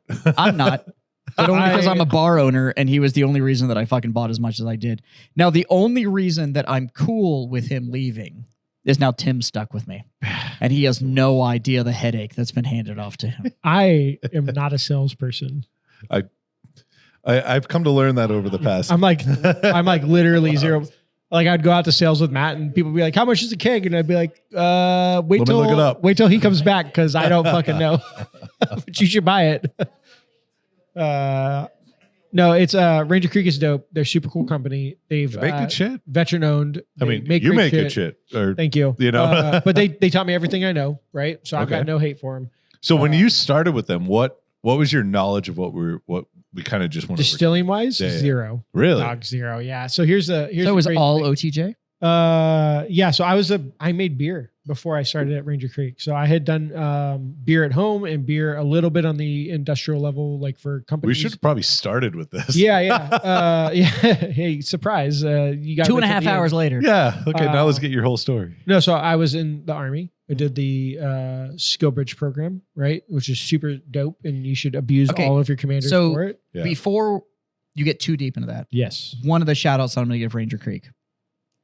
The number of motherfuckers I have met in that distillery that have been brought in on the Skill Bridge program. Oh yeah. I think we're up to like 7 or 8 now. The founder of Ranger Creek So there's one before me, 2 before me. is super into it. He got that number 2, just still fucking Are we trying this one or can try we the go back? 36. Yeah, No, if that's you the haven't had passion. it, absolutely try it. That's gonna be a spicy boy. Oh, good. It's a spicy boy, but it is very I good. need something to clean that fucking peat off my It's palate. fucking brutal, dude. I think you should drink another PD. You might like it. No. You might convert. I think you should let me put my finger in your ass. You'll like it eventually. I'll like it better than that. Yeah. You know, the first time it happened. It was a little weird. You want to roll? Second time it wasn't. 10th Planet Jiu-Jitsu, baby. Let's go. One thing I will give Ranger Creek, and this is from when I met the founder in 2018. He was already leaning into it. Another Army guy. Oh, please drink it. Please. Please, by all means. pour that. Yeah. You don't That want bottle's it? you. I'll put your name on it. Yeah, I'll put your name on it, I'll buddy. take it. It's all Yeah. me. It's well aged. It was 8 when we got it, and that was 6 years ago. So, I'm gonna let you finish your story, but you But- want to hear my Ranger Creek. Sit down, shut up, look pretty. Just flex at the camera or whatever it is you do. They are absolutely incredible to the veteran community. They find other local veteran companies that are in San Antonio. They use the Skill Bridge program. These are guys that really are trying to open up new opportunities, new skill sets. We've talked about it on the show. One of the biggest problems that we have with people exiting the military is you learned a very specific skill set Oh yeah. while you were in, and now you're coming into the civilian world. And I hate to tell you this, but a combat medic or combat arms or fuck 80% of the military, it doesn't translate well Not to very you well. being a civilian. Yeah. And there is no good thing, even if you have a skill, there is no good transition for the structure change. That is actually the biggest issue. We teach a lot of leadership component. We teach a lot of adapt and overcome. We teach agility. We teach all these things. There's nobody that teaches how to translate that. One of the things I have the most respect for at Ranger Creek is that when he brings guys in, he is trying to teach how to transition from this very linear structure, Yes. but he speaks the language of being able to translate what it is like now in the civilian world. Yeah. He's a brigade commander in the National Guard. But he can speak that language to where it's you were used to this incredibly linear structure. Yeah. And now you were in a little bit more of this amorphous That kind makes of world. so much sense. And he can translate it out. And No, that he's a brigade commander and he has Yeah. enlisted dudes running a shop for him. it, He does. absolutely. But Also facts. No, here's the deal. it does. TJ, I'm kidding. TJ will mop the floor before I will, to be honest. Yeah, no. So he's a I know. I've he's a seen great TJ dude, do but I'm just everything gonna in talk that about in that he's place. a fucking, But he's I an didn't know he's absolute not. he's an gangster. absolute gangster. And but I But he's do think- he's about to take a brigade command in West Virginia in like, I don't know, fucking October, I think. Oh, cool. Yeah. let me tell him about that fucking cigar lounge because it's tit. Hey, did you guys put Pete He's on a that, cigar that guy. 36? No, it's Nope. just it's still polluted on your fucking I palate. know, right? I think So it's, here, drink this first. What's that? That's the unfiltered single malt. Well, this is cast strength. Yeah, it's I'm hoping this 122. burns it off. It'll burn it off. Then I The can go second back drink to will that. go away. But one thing I like about Ranger Creek and that I've admired the entire time is that this dude, he understand the position he was in. Yeah. That he had a civilian company and he could be the translator Yes. between what you learned as a kid in the military and it built this structure in your mindset. He can be the translator between all those skills that you learned that you thought was like, Right. well, I'm just a pull trigger and this is what Yeah. I do. And it's like, no. All of this other stuff we taught you, the agility that got Yeah. put into you, The the self, adaptability. the adaptability, the responsibility, the accountability, all these other things, I can help you translate that into the civilian sector. It helps, and don't quote me 100% on this. He was active duty enlisted. Then he was, He's a That's a Mustang. game. yeah. So he's active duty enlisted, Yeah. and then he got his commission in the National Guard. He was for a West Mustang. Virginia. Yeah. So he's a switchover. Yeah, he got out, went to college, worked for USAA, and then rejoined the military. So he had it was like a 10 or 12 year break of service. It was a pretty long break of service. Yeah. He came back in. Now he's he's in his, or he just turned 50, I think, in his 50s, I want to say, but he's going to take brigade command. He's his mission sets while he's West Virginia National Guard is actually DC. You can't say too much about that other than that Yeah. he does cool shit there, right? Which, honest to God, is why we haven't had him on the show. I've invited him It's a 3 fact, yeah. times, and Yeah, there's we reasons. just can't have. There's reasons, He's doing too much cool shit. but he is a legitimately great guy. And We've look, worked up and down his chain of command. T- we just haven't gotten the top guy. TJ has TJ taught me everything I know about distilling. He taught me a shit ton about transitioning into the civilian world. He's taught me a shit ton about owning a business. If I ever start my own spirits company, which is my goal, with this fucking bearded Unemployed fuck. loser. I was gonna Why say would the you start F a word. business with- I was gonna say the F word, but I don't what the wanna- fucker? It's not the Yeah. 90. No. No, Joe I was gonna Rogan say- said it. Oh, You can faggot? say it. Faggot. I'll say it. Yeah. Yeah. Yeah, whatever. Faggot. The king of podcast. said it was, so we can do it. It's all fair. It's 2026, baby. We're back. This autistic loser, though, if I can so he can quit on you. If I can Is swing, that the he'll probably quit on me, but I'll Yeah. just take his shares because I'm a stud, so I'll make it work. yeah? The goal is to start a company, and honestly, the knowledge I've gained from TJ will be a huge corner piece of that. The wild Good. thing about TJ, He is that he is if an you went and actual started your legitimate own badass. thing, he would be your biggest cheerleader. 100%. If you went and Yeah. started, And that's awesome. and TJ sent guys to fucking Still Austin. He has another guy who's a head distiller for a company in Oklahoma, and I wish I knew their name. That he kind of brought up like, Yep, that he brought oh, up. that's awesome. He's a great guy, He has and- 2 of his distillers are at Still Austin currently, right? One's at Oklahoma. One is starting a fucking mead company. Kevin, he's a fucking weirdo, but whatever, Kevin, we love you for your weirdness. He has taught a ton of dudes how to be in the industry and how to do it, and he doesn't care. I tell him, I'm like, TJ, I want to start my own company. I want to make more money. I want to do more things. Yeah. And he's like, cool, dude, let's talk about it. And I'm like, you're not mad that I want to fucking go lead? that is the and he's like, definition. nah, of, dog, let's there- fucking make sure you're going to be but that is the successful. definition of skill bridge. But That is- there's a way to look at it, right? And Jazz, you can appreciate this as well, right? So Not even 1%. you put all this time, effort, and energy into an employee to train them to the point where they are a master of what they're doing, and they're hands off when it comes to operating whatever aspect they're in control of the business. And then you get that outsider that looks in and sees all this, and they're like, "Yeah, but what if they leave?" Good. And it's like, "But what if I don't train them? And what if they stay?" Yeah. Yeah. TJ, You know what I mean? So I'd rather put that time, effort, and energy into that employee and get them to that level. He is the and then if they leave, definition- they leave. He is the definition of what skill bridge is supposed to do. 100%. I And- feel prepared. And I will say this, Ranger Creek is unique because we make so many different spirits. We talked about it at the beginning. We do so much cool shit. We go so many cool places. We're not the biggest. We take on a lot of weird contracts. We do all this like stuff. I am marketable in the industry, and TJ knows it. He straight up says it. He's like, Yeah. look, dude, people want to hire you because you know so much about spirits. You know so much about the industry. You know how to make so much weird stuff. You're like not scared about weird grains or like going out into the ether and doing it yourself, right? He trained me to be that guy. And he's like, people are going to offer you jobs. If you want to take one, take it. If it's better for you, take it. He's Yeah. told me that a million times.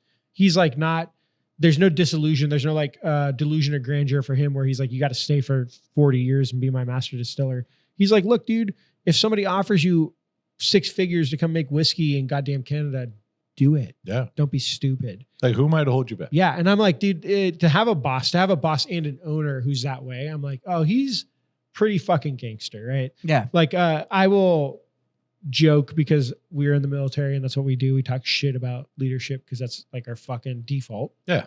Right.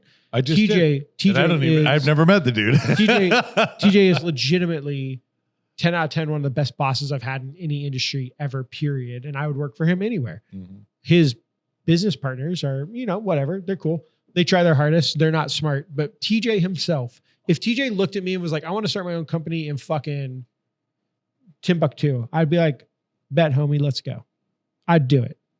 Also, I'm not if gonna TJ lie. looked at me and was like, hey, man, we're going to war and I need you to take that hill, I'd be like, yeah. And I don't feel that way about a lot of dudes. And I will shit on officers. And I have Yeah. my whole life. I'm the son of an officer, which probably means I just talk more shit. But Yeah. I will talk shit on officers all the time. TJ is one of TJ's those the type guys. guy you want to work for. If TJ decided he was going to go restart, I'm done with Ranger Creek. I have a new concept. I want to go do it. And called me and said, I have a new concept. I want to go do it. I'd figure out how to be involved. Yeah. It is. I think And the guy's going to work. And I'm because dead serious the when I team say he would this. bring in, the people who would be there, it's such a safe bet. It's not even funny. He works harder than any owner I've ever met It's in my insane. life. It's absolutely I'm like, crazy. on fucking Friday afternoon, I'm like, damn, it's 3:30. I want to mop the floors. He's like, I'll mop the floors. Dog, you fucking own the business. What do you mean?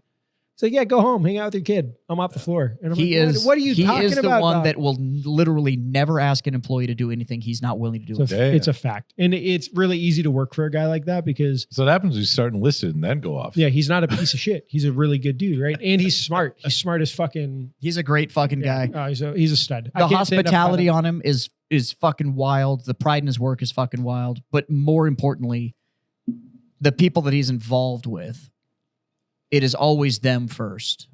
Whether it's me as a customer, his employees and stuff like that. Like he is an absolute gangster. And it's one of the reasons that we partner so deeply with Ranger Creek and Yeah. we love working with Ranger Creek is it's the ethos that does exist in that company Right. is just bar none one of the most admirable I've ever seen.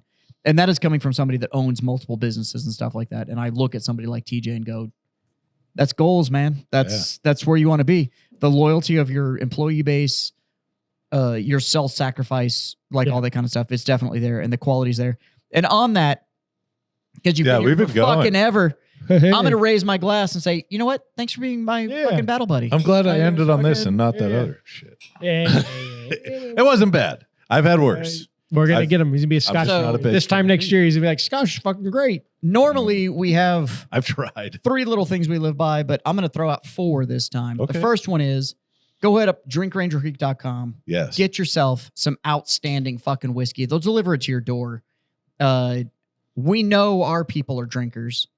And if you're not going to drink it, you can go there, buy it, and have it delivered here, and we'll drink it. Yeah, we'll drink the shit. And it'll be awesome. Except for that one. Except for that. We'll just keep it until when we I'm bring leaving these it guys here back. anyway. So Other than that, the simple little things to live by. Yeah. Johnny, Smoke on. Jeff. I'm going to say with drink on. Justin, God damn it, boys. freedom the fuck on. See you guys next time.